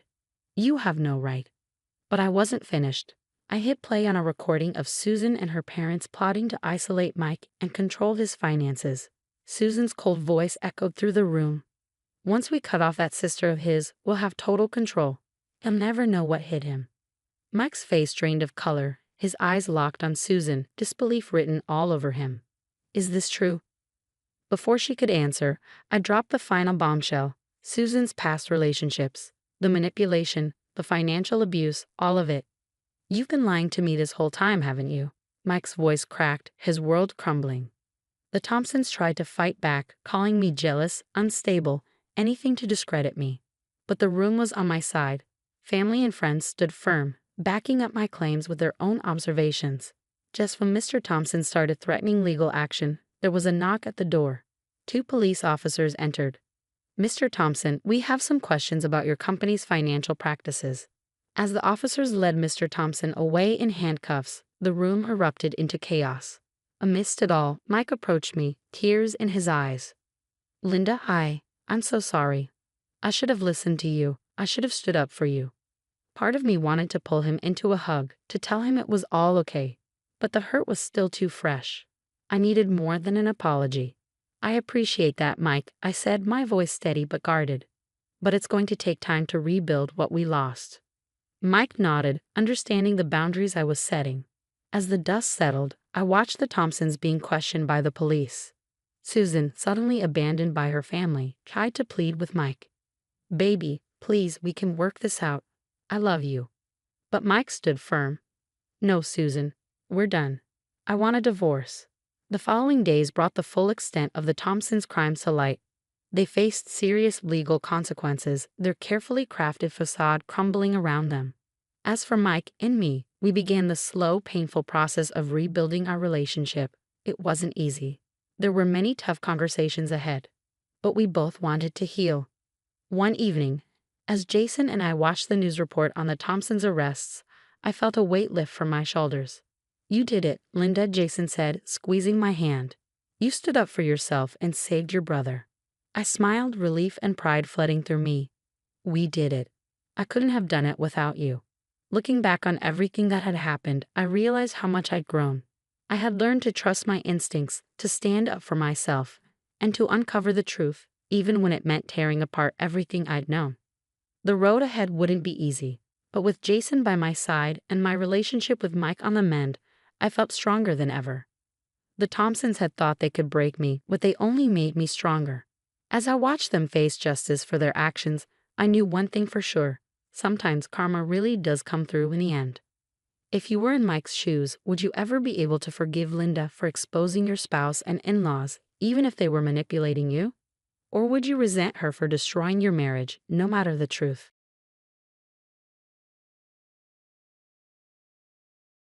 Hi, everyone. I'm Christina William, a 32-year-old marketing executive juggling a career, motherhood, and the ongoing challenge of trying to win over my mother-in-law, Pamela. Spoiler alert, it's not going great. My daughter, Maria, just turned 5, and she's the absolute light of my life. You'd think that a successful career and a beautiful, happy child would count for something. But to Pamela, it's as though I'm failing some invisible test. Michael could have married someone who prioritized family over work, she declared during our last Sunday dinner, jabbing at the roast I'd spent hours perfecting. Michael, my peacekeeping husband, quickly jumped in. Mom, Christina works hard for our family. And yet, he always found a way to change the subject, leaving me to absorb Pamela's icy glare while Rebecca, my sister-in-law, nodded enthusiastically beside her, as if auditioning for a role as Pamela's shadow. Christina's doing a wonderful job balancing everything, my father-in-law, Thomas, said in my defense. Bless him, he's the lone voice of support in this family minefield. It wasn't just the dinners. It was the constant microaggressions. Take last month's family gathering. Rebecca hovered by the table I had meticulously set up and announced with a sugary smile. Oh, Christina, your setup is interesting. Let me fix it the way Mom prefers. She didn't even wait for a response before rearranging everything. But Thomas intervened, his voice steady. Actually, I asked Christina to do it this way. It reminds me of how my mother used to do it. The look on Rebecca's face, priceless. Yet, she didn't stop there. Later, she suggested, Mom's just traditional Christina. Maybe if you did things her way, you'd get along better. I kept my tone calm. Thanks, Rebecca, but we all have our own ways of showing love to family. But behind the calm exterior, I'd started keeping receipts, text messages, photos, and even security footage. Call me paranoid, but something told me I needed to protect myself. Like the time Pamela claimed I'd forgotten Maria's doctor's appointment. I pulled up her text, which clearly showed she'd given me the wrong date. Actually, Pamela, I said at dinner, holding up my phone, you told me Thursday. Would you like to see it? Her face went pale, but the satisfaction was fleeting. Despite all the drama, I kept hosting, kept trying. Maybe I was too stubborn to give up. But as Thanksgiving approached, I didn't realize I was nearing my breaking point. It started innocently enough. Rebecca offered to help with dinner. Let me help, Christina. We should bond more as sisters. I hesitated but decided to give her the benefit of the doubt. Sure, Rebecca. You can handle the sides while I finish the turkey. While I ran upstairs to help Maria find her stuffed rabbit, Rebecca stayed behind in the kitchen. When I returned, everything seemed fine. But during dinner, chaos erupted. Pamela spat out her green bean casserole dramatically. Are you trying to poison us? She gasped. Uncle Jim choked on the potatoes, guzzling water. I can't believe this, Pamela announced. My son married a complete failure. Mortified, I couldn't figure out what had gone wrong. I had tasted everything. It was perfect. Later that night, I checked the kitchen security footage. What I saw floored me. Rebecca, dumping heaping spoonfuls of salt into every dish while I was upstairs. But the craziest part, my friend Lisa had been video chatting with her mom while helping me prep earlier. The next day, she sent me her recording. In the background, clear as day, Rebecca was caught sabotaging the food. It didn't end there. At work the following week, I uncovered discrepancies in a new client's accounts. Rebecca's company. Thousands of dollars were unaccounted for, and guess who managed those accounts? To top it off, my cousin Amy called. Christina, you need to hear this. Aunt Pamela's been telling everyone. The weight of years of betrayal and manipulation came crashing down on me as I sat at my desk, staring at the evidence in front of me. My blood boiled as I pieced it all together. The lies, the deceit, the games Pamela and Rebecca had been playing with our entire family. This wasn't just about a ruined Thanksgiving dinner. It was a tangled web of destruction that had festered for years. She's been spreading lies about all of us. Amy had said earlier on the phone, her voice trembling. Grandma thinks Uncle Steve has a gambling problem because of Pamela. Steve's wife is convinced he's cheating. And Rebecca. She's been enabling all of it. Christina, how long has this been going on? Years, I replied, the fury building. It was also clear now. Every snide comment, every rumor, every wedge driven between us. It all led back to them. I stared at my laptop, the security footage playing on one screen, the incriminating company accounts open on another. For years, I'd taken the high road, biting my tongue, trying to keep the peace. And for what? To let them keep walking all over me and everyone I cared about? Not anymore. Amy, I said firmly, it's time for a family meeting. A real one, without Pamela and Rebecca. The tension was palpable as the family gathered in my living room. I connected my laptop to the TV, standing before them with years of suppressed anger and newfound resolve. Before I play this, I began, my voice steady. I want you to know this isn't about revenge. It's about truth. The footage rolled. There was Rebecca, caught red-handed, sabotaging the Thanksgiving dishes. Lisa's voice from her video chat provided an undeniable timestamp. Gasps filled the room. That evil little. Emmy hissed under her breath. Michael's face turned crimson. I can't believe my own sister would. There's more, I said, pulling out a folder thick with receipts, texts, photos, and recordings. Pamela has been playing all of us against each other. Emmy, remember that affair rumor? It started with her. Here's the proof. Thomas, my father-in-law, stood up, his hands trembling. All these years, I've been supporting them, defending them. Did you know Pamela gambled away her entire inheritance? She's been living off my retirement savings, claiming it was invested in real estate. Dad, Michael began, his voice breaking. No, son, it's time you knew the truth. Your mother has been manipulating this family for decades, and Rebecca, she's just following in her footsteps. I took a deep breath. One last thing. At work, I discovered Rebecca's been embezzling from her company. I've already reported it anonymously. The room erupted. Decades of lies and manipulation spilled out as everyone began sharing their stories. It was as if the floodgates had opened and the truth couldn't be stopped. Then my phone buzzed. Pamela. I put her on speaker. How dare you hold a family meeting without us? She hissed. Rebecca told me everything. You're just jealous of her success. Michael grabbed the phone. Success? You mean the money she stole from her company? Pamela sputtered. That's a lie. Rebecca would never. Like she would never sabotage Christina's Thanksgiving dinner? Mom, we have it all on video. All of it. Pamela's voice cracked. You don't understand. Everything I've done was for this family. No, Mom, Michael said coldly. Everything you've done was for yourself. And it's over. The fallout was swift and merciless. The next day, Rebecca's company launched a full investigation. Her colleagues avoided her like the plague, and her job was gone within days. Pamela's bridge club uninvited her after hearing about her gossiping and manipulation. Thomas called his bank and confirmed his worst fears. The real estate investments were a lie. Every penny had gone to slot machines and blackjack tables. I've already contacted a divorce lawyer, Thomas told me. I should have done this years ago. Christina, I'm sorry I let them hurt you for so long. That night, Michael held me close. I've been such a coward, he whispered, always trying to keep the peace instead of standing up for what's right. Never again. I watched Maria sleeping peacefully in her bed, finally free from her grandmother's manipulation and her aunt's jealousy. For the first time in years, I felt like I could breathe. Then my phone buzzed again, a text from Rebecca. We need to talk. Please, I can explain everything. I stared at it for a long moment before hitting block. Some bridges aren't meant to be rebuilt. 3 months later, the headlines hit the local paper. Marketing executive charged in $200,000 embezzlement scheme.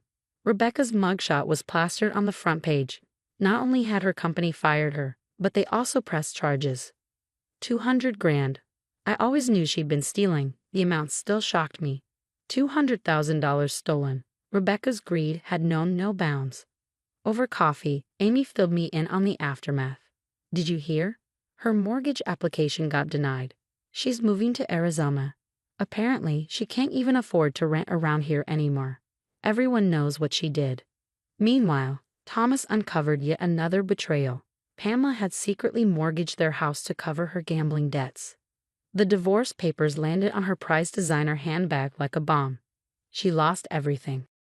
She blew 20 years of savings at the M Gym, Thomas told me during Sunday dinner, our new tradition, just the real family. And she didn't stop there. She kept borrowing more. Pamela ended up in a tiny one-bedroom apartment above the dollar store. Last I heard, she was working the register at Walmart. Her so-called friends, the ones she'd schemed so hard to impress, dropped her the moment the truth came out. Then, as if on cue, my phone started buzzing. Messages from Rebecca. Christina, please. I'm your sister-in-law. Family forgives. Please delete the report. I've changed, I promise. Just give me another chance. Block. Life, meanwhile, moved on beautifully. A promotion landed in my lap. Senior VP of Marketing. Michael and I celebrated by taking Maria to Disney World. Watching her face light up on Space Mountain, I knew I'd done the right thing. One day, Maria asked me a question that gave me pause. Mommy, why don't we see Grandma Pamela anymore? I knelt down to her level. Sometimes, sweetheart, people who say they love you actually hurt you, and it's okay to keep those people out of your life. She nodded, wise beyond her years. Like when Jenny was mean to me at school, and you said I didn't have to be her friend anymore. Exactly like that, baby. Our holidays are peaceful now. No more walking on eggshells, no more checking security cameras. Thomas visits often, and he's even found happiness with Helen, a warm-hearted woman who knows how to love without keeping score. Amy ran into Rebecca at a gas station off I-95 last month. She's working as a telemarketer now, Amy said, shaking her head. It's her third job this year. Oh, and Pamela. Her manager at Walmart wrote her up for being rude to customers. Old habits die hard, I guess. Last night, as we watched Maria playing in the backyard, Michael wrapped his arms around me. You know what's funny, he said. Mom always said you weren't good enough for this family. Turns out you were too good. I smiled, thinking of the last message I sent before blocking Pamela and Rebecca for good. I don't keep toxic people in my life anymore. Some might call it karma. I call it consequences. Either way, I'm just grateful my daughter will grow up knowing her worth, understanding that love doesn't come with strings attached, and realizing that sometimes the best revenge is simply living well. Now I want to hear from you. What would you do if you caught someone sabotaging your reputation while pretending to be family? Would you expose them immediately or wait to gather more proof? And here's another tough one. At what point does keeping the peace turn into enabling toxic behavior?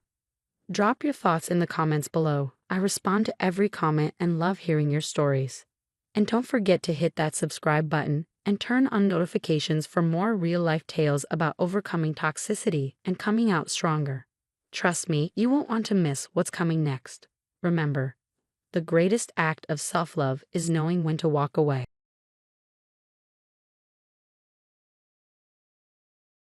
Hey there, I'm Pamela. I'm 29, armed with a marketing degree, and currently job hunting like it's a full-time gig. Because, spoiler alert, it basically is. It's been a rough few months without work, but I've got a big interview lined up at a swanky marketing firm downtown, James & Co. It feels like my shot at finally turning things around. Family's supposed to have your back, right? At least that's what I always believed. My older sister, Nancy, and I have always been close, sharing clothes, borrowing makeup, and dishing about everything under the sun. Her husband, Jack, has always felt more like a brother than an in-law. Last night, we were all gathered around the dinner table at my parents' house, enjoying Mom's lasagna, her masterpiece. I couldn't keep it to myself any longer. Guys, I've got news, I blurted, practically bouncing in my seat. What is it, sweetie? Mom asked, her fork hovering midair. I landed an interview at James & Co. It's this Thursday. The room erupted with congratulations. Mom was already plotting my outfit. Dad looked proud enough to burst, and Nancy, well, her smile didn't quite reach her eyes. That's great, Pam, she said, squeezing my hand. You'll knock them dead. But something in her tone felt off, like a faint crack in her usual enthusiasm. As the night went on, little things started to stick out. Jack was quieter than usual, pushing his food around his plate. When the conversation turned to money, because it always does when you're job hunting, I caught a quick glance exchanged between him and Nancy. Worry? Guilt? Frustration? I couldn't pin it down, but it lingered. Later that night, sprawled out on my bed, I spilled everything to my best friend, Zoe. Zoe, this could be it. The job, the salary, the fresh start. Okay, maybe not the corner office right away, but you get me. She laughed on the other end. Girl, you've got this in the bag. Just breathe, okay. I know, I said, rolling my eyes even though she couldn't see. It's just, Nancy was acting weird. And Jack? He looked like someone stole his lunch money. Maybe they're stressed about their own stuff, Zoe suggested. Don't let it throw you off. This is your moment, Pam. You're right, I said, brushing away the nagging feeling. Enough about that. Help me pick out an outfit. Thursday morning came faster than I expected. I woke up before my alarm, excitement and nerves tangled in my stomach. I went through my prep ritual, hair perfect, outfit on point, resume triple-checked. I grabbed a to-go coffee and headed out, feeling invincible.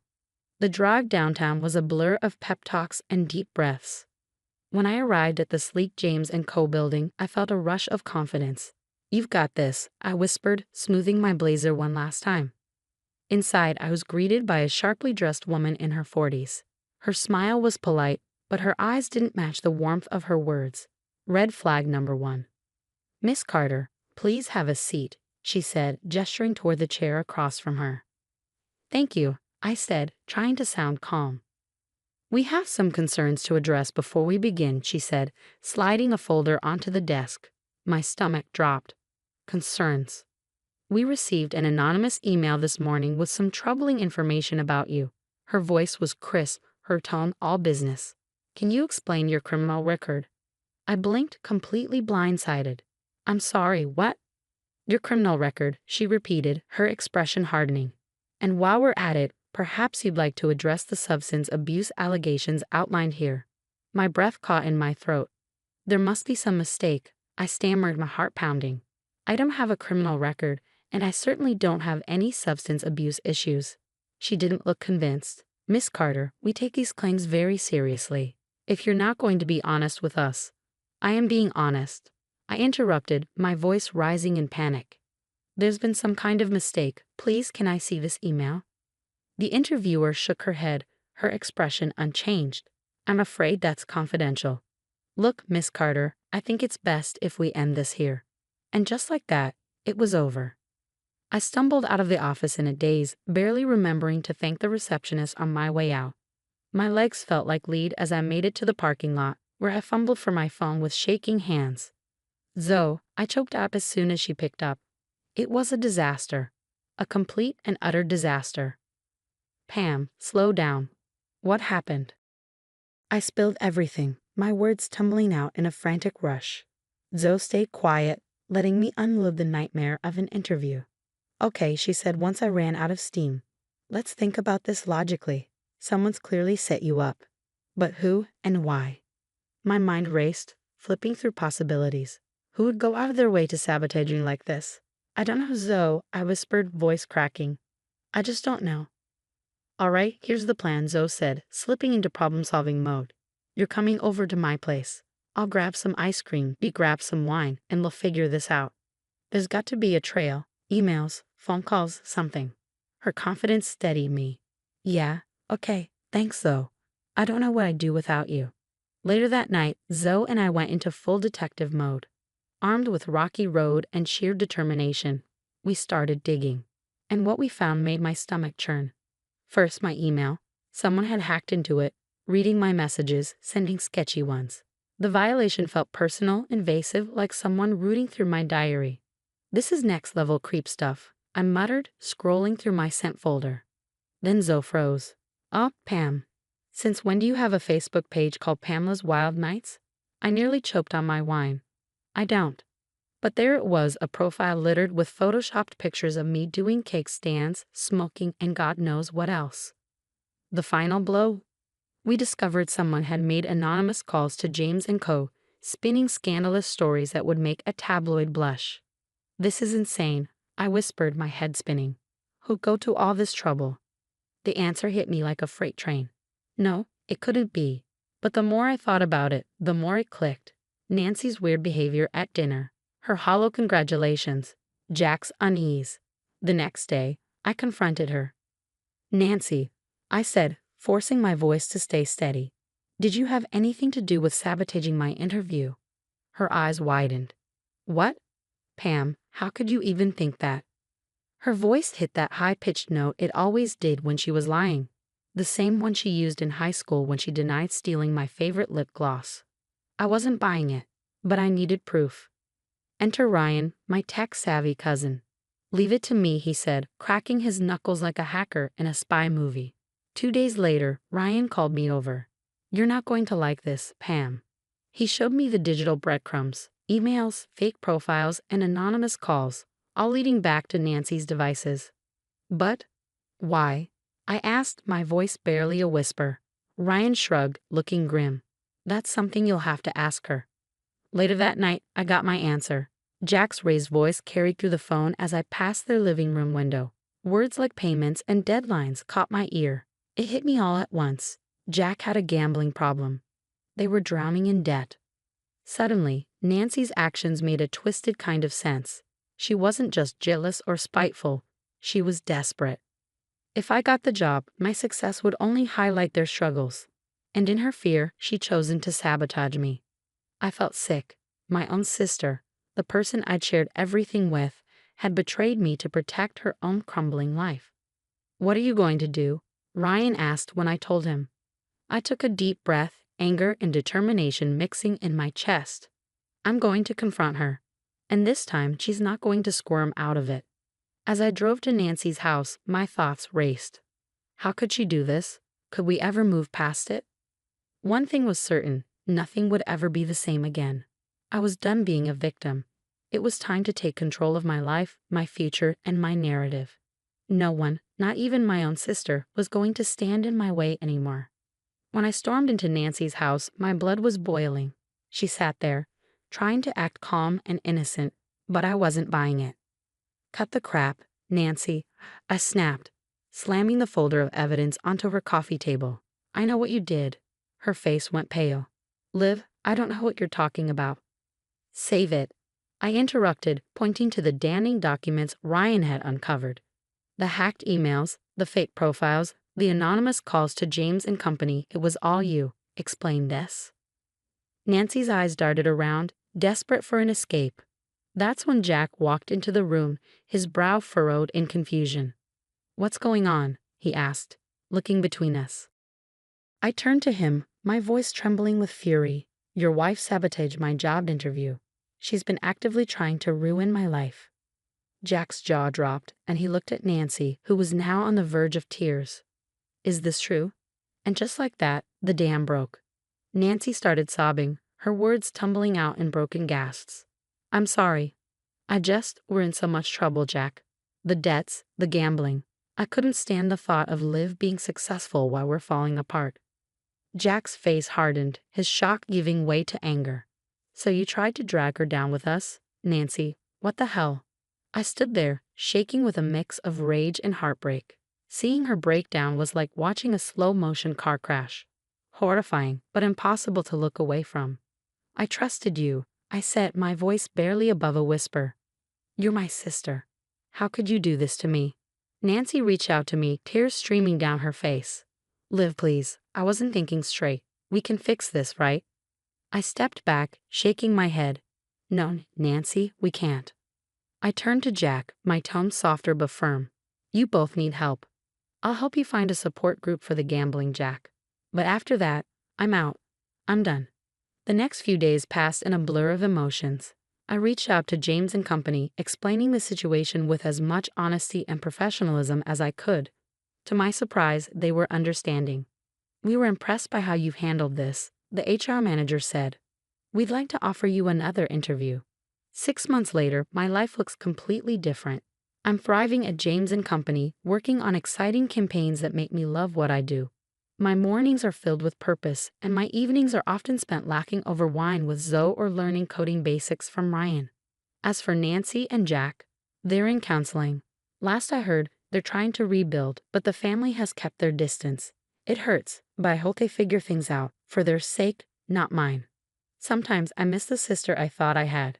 The one who braided my hair before school dances, who held me when I cried over my first heartbreak. But then I remember what she did, and I know I made the right choice. This ordeal has taught me the importance of surrounding myself with people who lift me up, not drag me down. And sometimes those people aren't the ones you expect. So here's to new beginnings, to standing up for yourself, and to realizing that you don't need to dim your light for anyone, not even family. Would I ever forgive Nancy? I don't know. Maybe someday, if she proves she's changed. But forgiving doesn't mean forgetting, and it doesn't mean letting her back into my life. Some betrayals cut too deep. What about you? If you were in my shoes, could you forgive your sister? Or is sabotaging your future an unforgivable betrayal?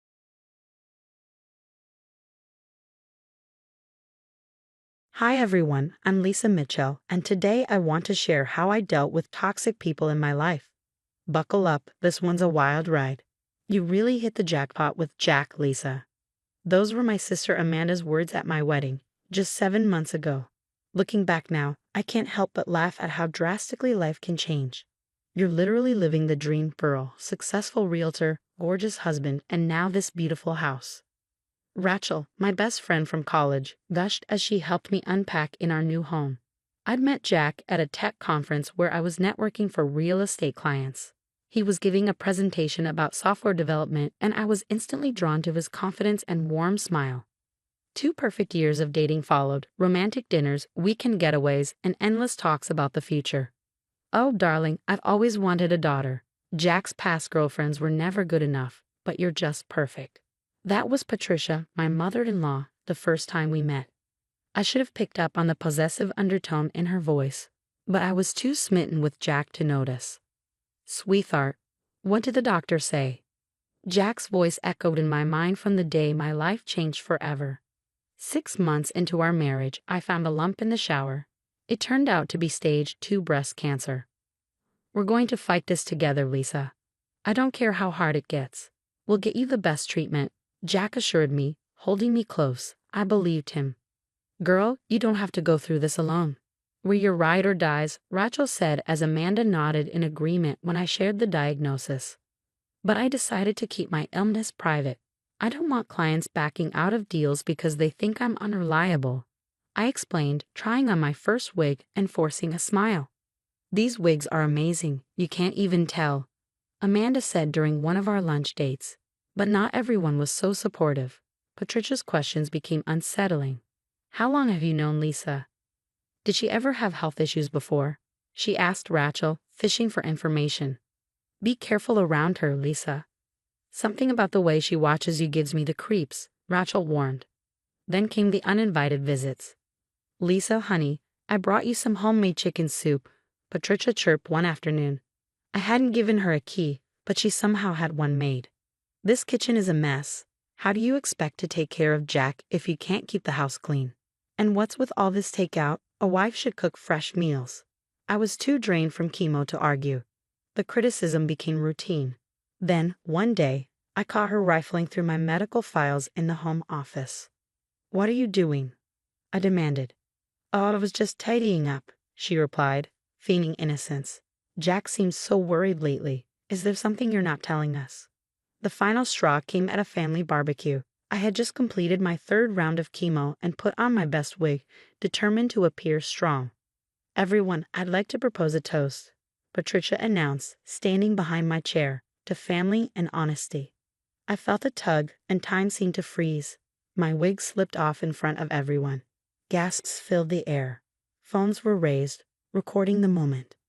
Oh my goodness, I'm so sorry. Patricia's theatrical performance was Oscar-worthy. I was just fixing your hair. I had no idea. She wailed dramatically, clutching her chest like a soap opera star. Why would you hide this from everyone? From my son? I couldn't respond. Tears spilled down my face as I ran inside, humiliated. Through the window, I caught a glimpse of Patricia, phone discreetly raised, recording my breakdown. That evening, my phone buzzed. It was a text from Amanda, forwarding screenshots from Patricia's family group chat. Patricia, look how she's deceiving my poor Jack. What else could she be hiding? Cousin, who knows if she's even sick? Maybe it's all for attention. Patricia, did you see her run away? So dramatic. Jack deserves better than a lying wife. Cousin, remember Jessica from college? She's still single. Patricia, thanks for filming it, Pat. Can't believe she fooled us all this time. Jack's response, Mom's just concerned. Maybe if Lisa had been upfront from the beginning. My hands trembled as I read the messages. My husband, the man I thought was my partner, wasn't defending me. He was siding with her. Rachel's voice was firm when I called her, sobbing. Girl, I'm coming over right now. This isn't just mean anymore. This is straight up evil. We need to document everything. That night, while Jack worked late again, I began recording every interaction with Patricia, saving every message. If she wanted to play games, I'd be ready. The next morning, I overheard Patricia's voice coming from Jack's home office. She was on speakerphone. I think Lisa's using cancer as an excuse to avoid family gatherings. Have you noticed how she's always too tired for events? And Jessica asked about you the other day. Her words cut through me like knives. Later that week, my assistant called. Mrs. Mitchell, your mother-in-law canceled the Johnson House showing. She said you were too ill to make it. My blood ran cold. 3 canceled appointments in a month, all major listings without my consent. As Rachel helped me organize my medications that afternoon, she held up a nearly empty bottle. Where are your pain meds? This bottle's almost empty, but you barely touched it. We inspected the pills closely. They weren't my prescribed medication. They were over-the-counter vitamins, carefully swapped to look like my pain pills. Then came another bombshell. A text from Kate, Jack's cousin. Can we meet for coffee? Alone. At the cafe, Kate's hands shook as she slid her phone across the table. Lisa, I need to confess something. Mom's been pressuring me to help get Jack and Jessica back together. She says you're faking everything. But then I found these in her purse. On the screen were photos of prescription bottles, dozens of them. with names from different doctors. Later that night, Rachel called. Look what I found. 3 restraining orders against Patricia from former in-laws. And get this, James, Kate's ex, reached out to me on LinkedIn. The pieces were falling into place. James called me himself. Lisa, you need to know what you're dealing with. Patricia destroyed my marriage to Kate. She stole my anxiety meds, spread rumors about abuse, even hacked Kate's email to send fake messages to my boss. I lost everything. Jack came home late again, looking tense. Mom showed me some concerning texts from your phone. What texts, Jack? She's lying. She's just worried about you. About us. Maybe you should stay with Amanda for a while. That night, I couldn't sleep. Scrolling through old family photos on social media, I noticed a disturbing pattern. Every serious relationship Jack or Kate had ended mysteriously, always with Patricia at the center. Rachel, I need your help, I said the next morning. We need more than just documentation. Rachel's voice was steel. Already on it. I've been recording everything and saving screenshots. And James sent something interesting. Patricia's old arrest record. Prescription fraud, 10 years ago. It all made sense now. The stolen medication, the canceled appointments, the constant undermining. Patricia wasn't just controlling.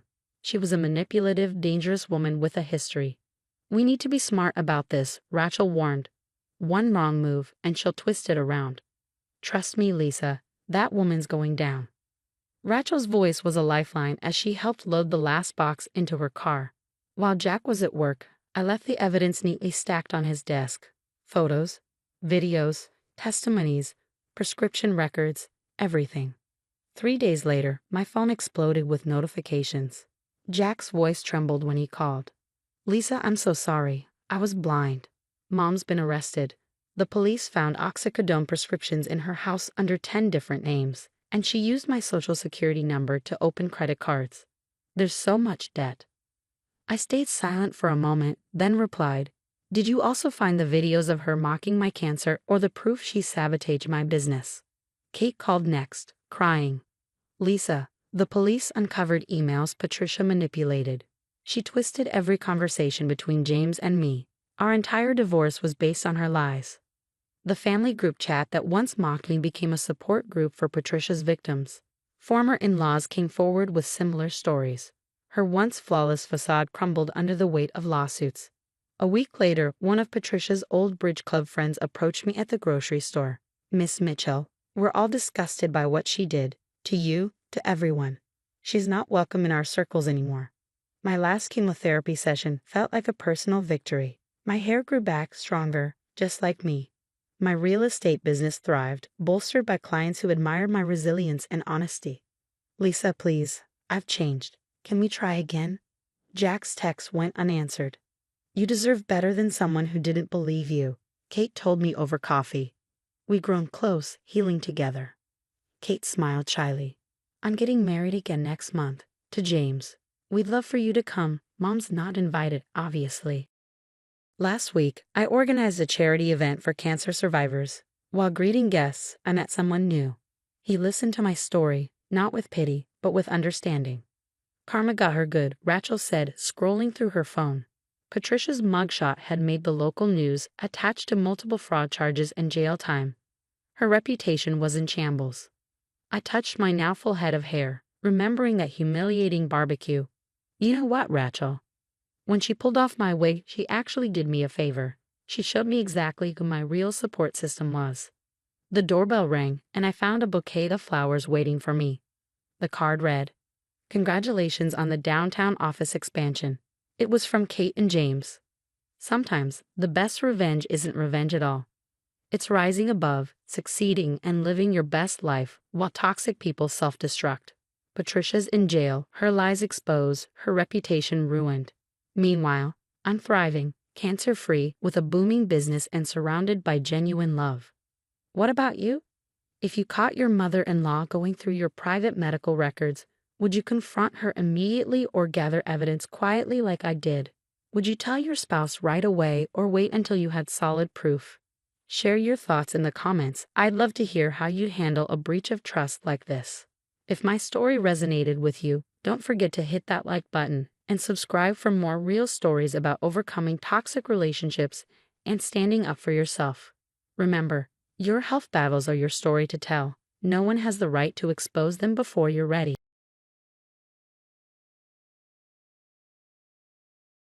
Hi everyone, I'm Jennifer Mitchell, and today I'm sharing how I turned my life around after years of financial abuse. Trust me, you'll want to stick around to hear how this ends. Honey, I need some money for groceries this week. I barely looked at Jimmy as he lounged on our leather couch, the same one he spent $5,000 on without consulting me. Didn't I just give you money last week? What happened to that? He asked, eyes still glued to his phone. That was for utilities, Jimmy, I reminded him. You know I track every penny in the spreadsheet you make me keep. Fine, he sighed, tossing his wallet onto the coffee table. Take $100 and keep the receipts. This was my life for 4 years. I had given up a 6-figure marketing career because Jimmy insisted that a wife's place was in the home. Funny how managing the home meant groveling for necessities while he spent lavishly on golf clubs and business dinners. One afternoon, Linda, Jimmy's sister, barged into the house, waving her hand adorned with a massive diamond ring. Jennifer, you won't believe it. Derek finally proposed. She squealed. We're having a destination wedding in the Hamptons, and Jimmy, you have to help me plan it.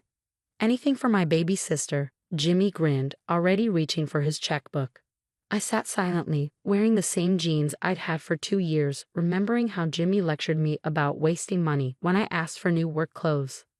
Later, at Emma's boutique, a rare refuge, I vented. Emma, this is insane. I used to lead marketing campaigns. Now I need permission to buy shampoo. You don't need to live like this, Jennifer, Emma said, her voice low.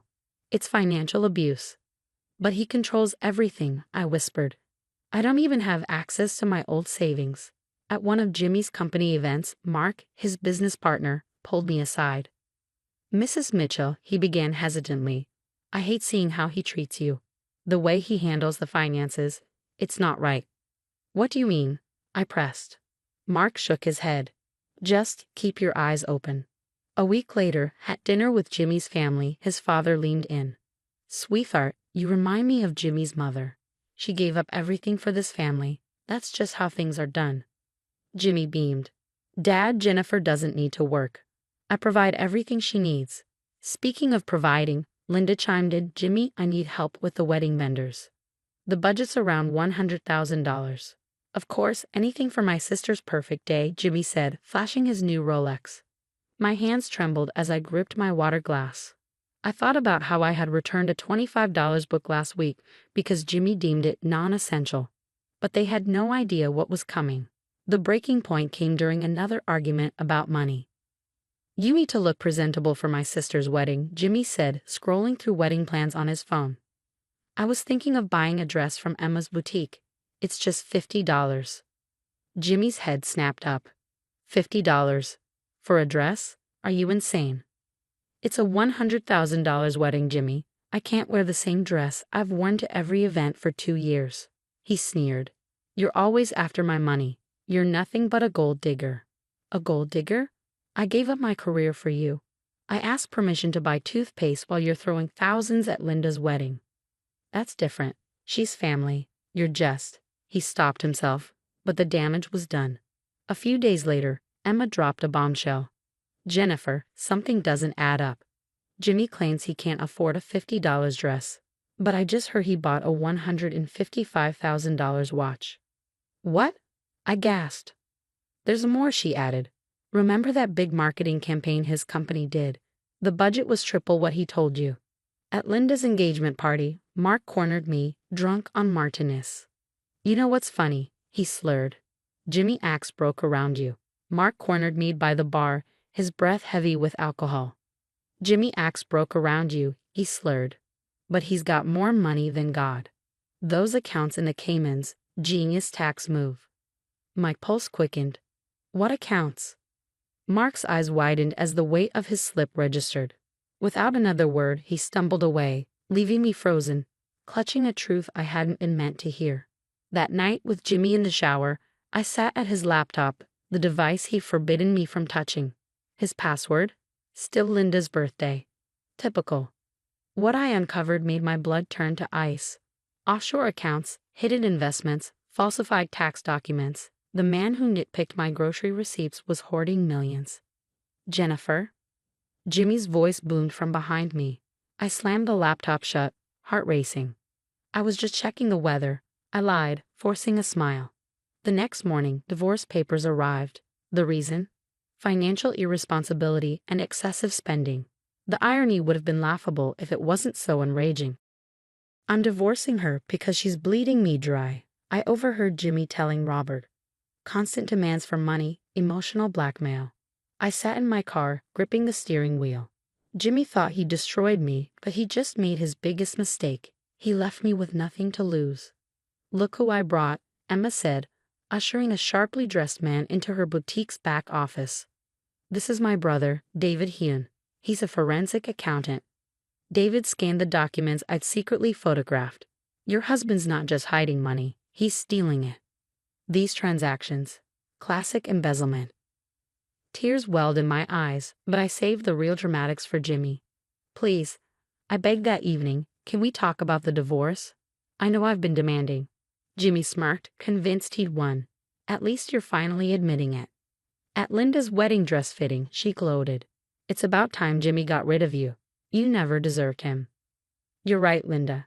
I was so foolish, I sniffled, mentally cataloging every expense she mentioned for David's investigation. Later that night, Mark pulled me aside after a business dinner. I can't sleep at night, he whispered. What Jimmy's doing. It's worse than you know. He handed me a USB drive. Company records, transactions, everything. Jimmy promised us guaranteed returns. Catherine, one of Jimmy's clients, confessed when I tracked her down. Now our life savings are gone. He blamed market fluctuations. David's face hardened as he reviewed the USB files. Jennifer, Jimmy's been siphoning money from multiple accounts, including. He hesitated. What is it? Your father-in-law's retirement fund. I recalled Robert's proud speech about family loyalty. Meanwhile, Jimmy had drained his own father's savings. The Phoenix development, Mark revealed in another clandestine meeting. Total scam. The money went straight into Jimmy's offshore accounts. At least 15 investors lost everything.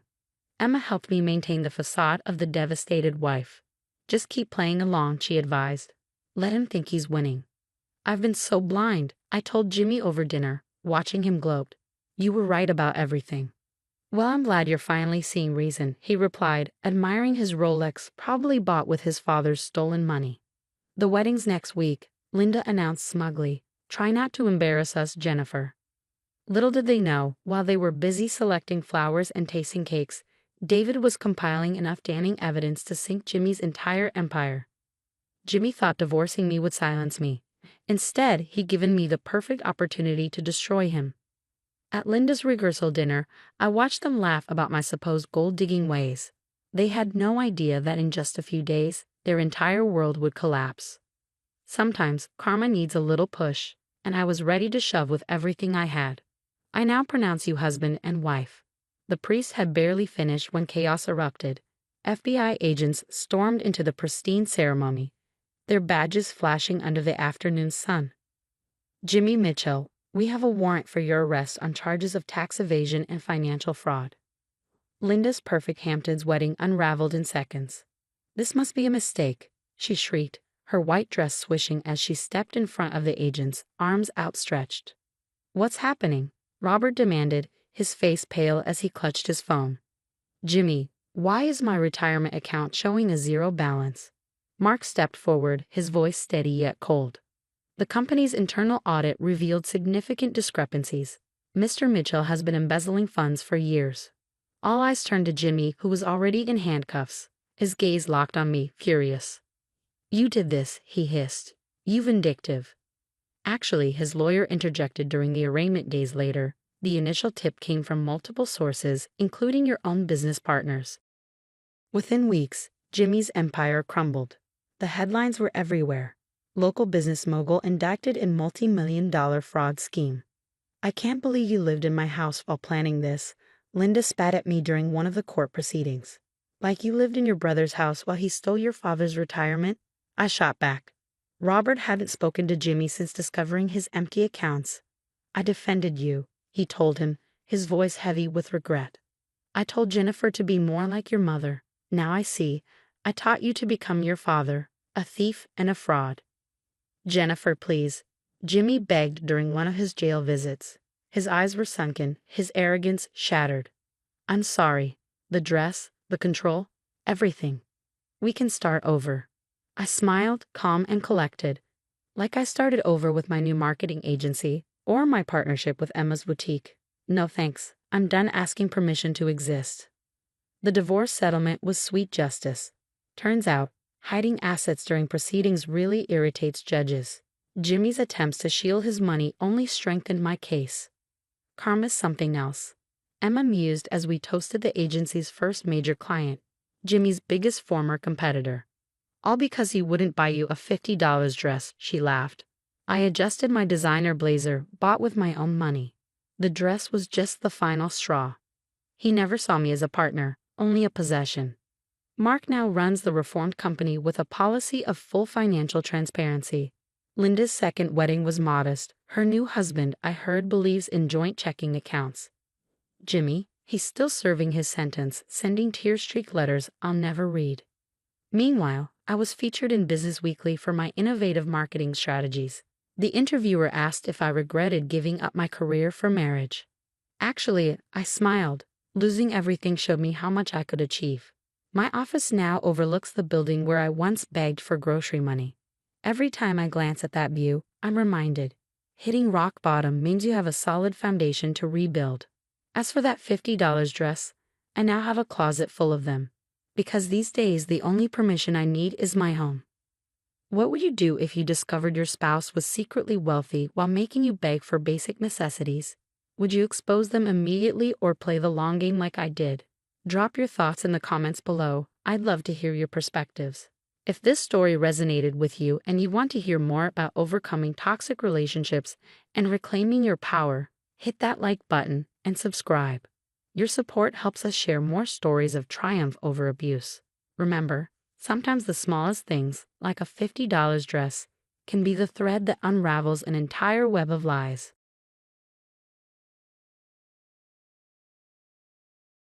Hi everyone, I'm Ashley from Boston, and this is the story of how I rebuilt my life and how karma finally caught up with my mother. I never thought I'd be sharing this on social media, but here I am. I'm 33 now and love my job as a pediatric nurse at Boston Children's Hospital. There's nothing more rewarding than seeing a sick child smile after they get better. Just last Tuesday, I helped a little girl named Anna overcome her fear of needles by showing her my collection of butterfly stickers. The bravery in her little face lit up my entire week. My husband, Michael, and I met 5 years ago when he was doing physical therapy rounds in a pediatric ward. He has this incredible way with kids. They call him Dr. Mike, the muscle maker. We got married 3 years ago in a beautiful ceremony at the Boston Public Garden. You're going to be amazing parents someday. My sister Maria told us that day. She's always been my rock, especially when it came to dealing with our mother, Sandra. Ashley, stand up straight. Fix your hair. That uniform makes you look heavy, my mom would say every morning when I lived at home. Her words always stung. In contrast, my in-laws, David and Patricia, are so different. "Sweetie, we're proud to have you in the family," Patricia often says, making me feel genuinely valued. They own a small bookstore in Cambridge and always save the best children's books for my young patients. Last spring, Michael and I were overjoyed to find out we were expecting. We began planning the nursery, choosing soft yellows and greens. Even my mom's friend Barbara offered to help with the baby shower. "I know the perfect theme." Barbara had exclaimed, her enthusiasm contagious. She's always been kind to me, despite being my mother's closest friend. But everything changed. The miscarriage hit us hard, leaving us shattered. I tried to stay strong, focusing on my patients while processing my grief. Michael, ever supportive, suggested we host a family dinner to lift our spirits. "Let's invite everyone," he said, squeezing my hand. "Your parents, mine, Maria, even Barbara. Having family around might help." The evening started lightheartedly. Maria brought her signature apple pie, and Patricia arrived with a care package of herbal teas. But when my mother arrived, the air shifted. She scanned the room with her usual critical eye. The table looks adequate, she muttered, rearranging the centerpiece I had spent an hour perfecting. As we sat down to eat, I shared stories from work, including a young patient who finally rang the recovery bell. This sweet 7-year-old. I began, but before I could finish, I felt a sudden sharp tug at my hair. Ashley, your hair is full of lice. I can see them crawling. My mother's voice cut through the room. Her fingers yanked my hair roughly, pulling my head back in front of everyone. This is what happens when you work with those sick children all day. The room fell silent. Michael's fork clattered against his plate. I froze, tears welling in my eyes. Sandra stopped this immediately. David, my father-in-law, commanded. Mom, what are you doing? Maria's voice trembled with disbelief. I'm helping her. She's obviously not taking care of herself since the incident, my mother said, her voice dripping with false concern. Look at her, pale, unkempt. No wonder she couldn't. That's enough. Michael's voice thundered. There are no lies, Sandra. This is completely inappropriate. Patricia rushed to my side, wrapping her arm around me. Ashley is an excellent nurse who takes immaculate care of herself and her patients. Through my tears, I noticed Barbara's face pale. Sandra, we talked about this. You promised to be supportive, she whispered. Then, unable to hold back, Barbara revealed everything. My mother had been spreading lies, warning my colleagues that I was unstable. Maria shot up from her seat, fury in her eyes. Just like when you told Ashley's college roommate she had mental problems. Or when you convinced her high school boyfriend's family that she was unstable. The pieces began falling into place. Every failed relationship, every career setback that had once seemed like bad luck had my mother's fingerprints all over them. You need help, Ashley. You're clearly not coping well, my mother insisted, reaching for my hair again. Before she could touch me, Michael stepped between us. I think it's time for you to leave, Sandra, he said firmly. As my mother gathered her things, muttering about ungrateful children, Patricia squeezed my hand tightly. Your family to us, Ashley. We won't let anyone hurt you like this again. That night marked a turning point, the end of my blind acceptance of toxic behavior disguised as love. Standing in front of the mirror later, I realized the only things that needed to be removed from my life were the toxic people eating away at my happiness. In the week following the dinner, I took time off work to process everything. While cleaning my home office, I stumbled upon my old high school diary, tucked away in a dusty box. As I flipped through the pages, it was like opening a door to a haunted house of memories. One entry hit me hard. Your mother called the admissions office. Read an email from my dream college in California. She expressed concerns about your ability to handle the program. I had forgotten about that. Despite my perfect grades, I was waitlisted and ended up at a local college instead. Just then, my phone buzzed. It was Barbara. Can we meet at Thinking Cup on Newberry Street? There's more you need to know. At the cafe, Barbara's hands trembled as she slid a folder across the table. I've been keeping records, she said. Your mother, she's been busy. Inside were printed emails, text screenshots, and handwritten notes. My mother had contacted my previous boss at Massachusetts General Hospital, claiming I was emotionally fragile.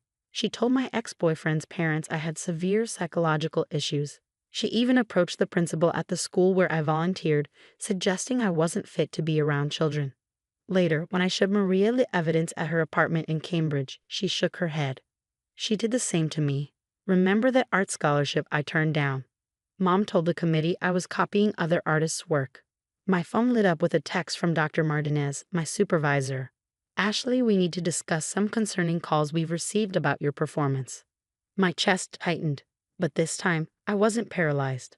I immediately called Patricia, who served on the hospital board. Your mother has been spreading rumors, she confirmed. But don't worry, I've spoken with administration. They know exactly who she is now. As I sifted through more emails, I uncovered more damage. A rejected apartment application in Back Bay. Your reference raised concerns. A canceled speaking opportunity at a nursing conference. We've received troubling information about your background. That evening, Michael found me surrounded by papers in the living room. Look at this, he said, showing me his phone. I found Mom's old emails. She was writing to my parents for months before our wedding, trying to convince them you were wrong for me. He wrapped his arms around me, but we saw right through it. That's why Dad insisted on hosting so many family dinners to show you what real family support looks like. The next day, I started therapy with Dr. Thompson in Brookline. Boundaries aren't punishment, she explained. They're protection. I also joined a support group for people with toxic family members. During one session, a young woman shared how her mother sabotaged her art exhibition. Her story mirrored mine so closely that, for the first time, I felt truly understood. At our weekly sister lunch at Tat Bakery, Maria handed me her childhood diary, filled with eerily similar experiences.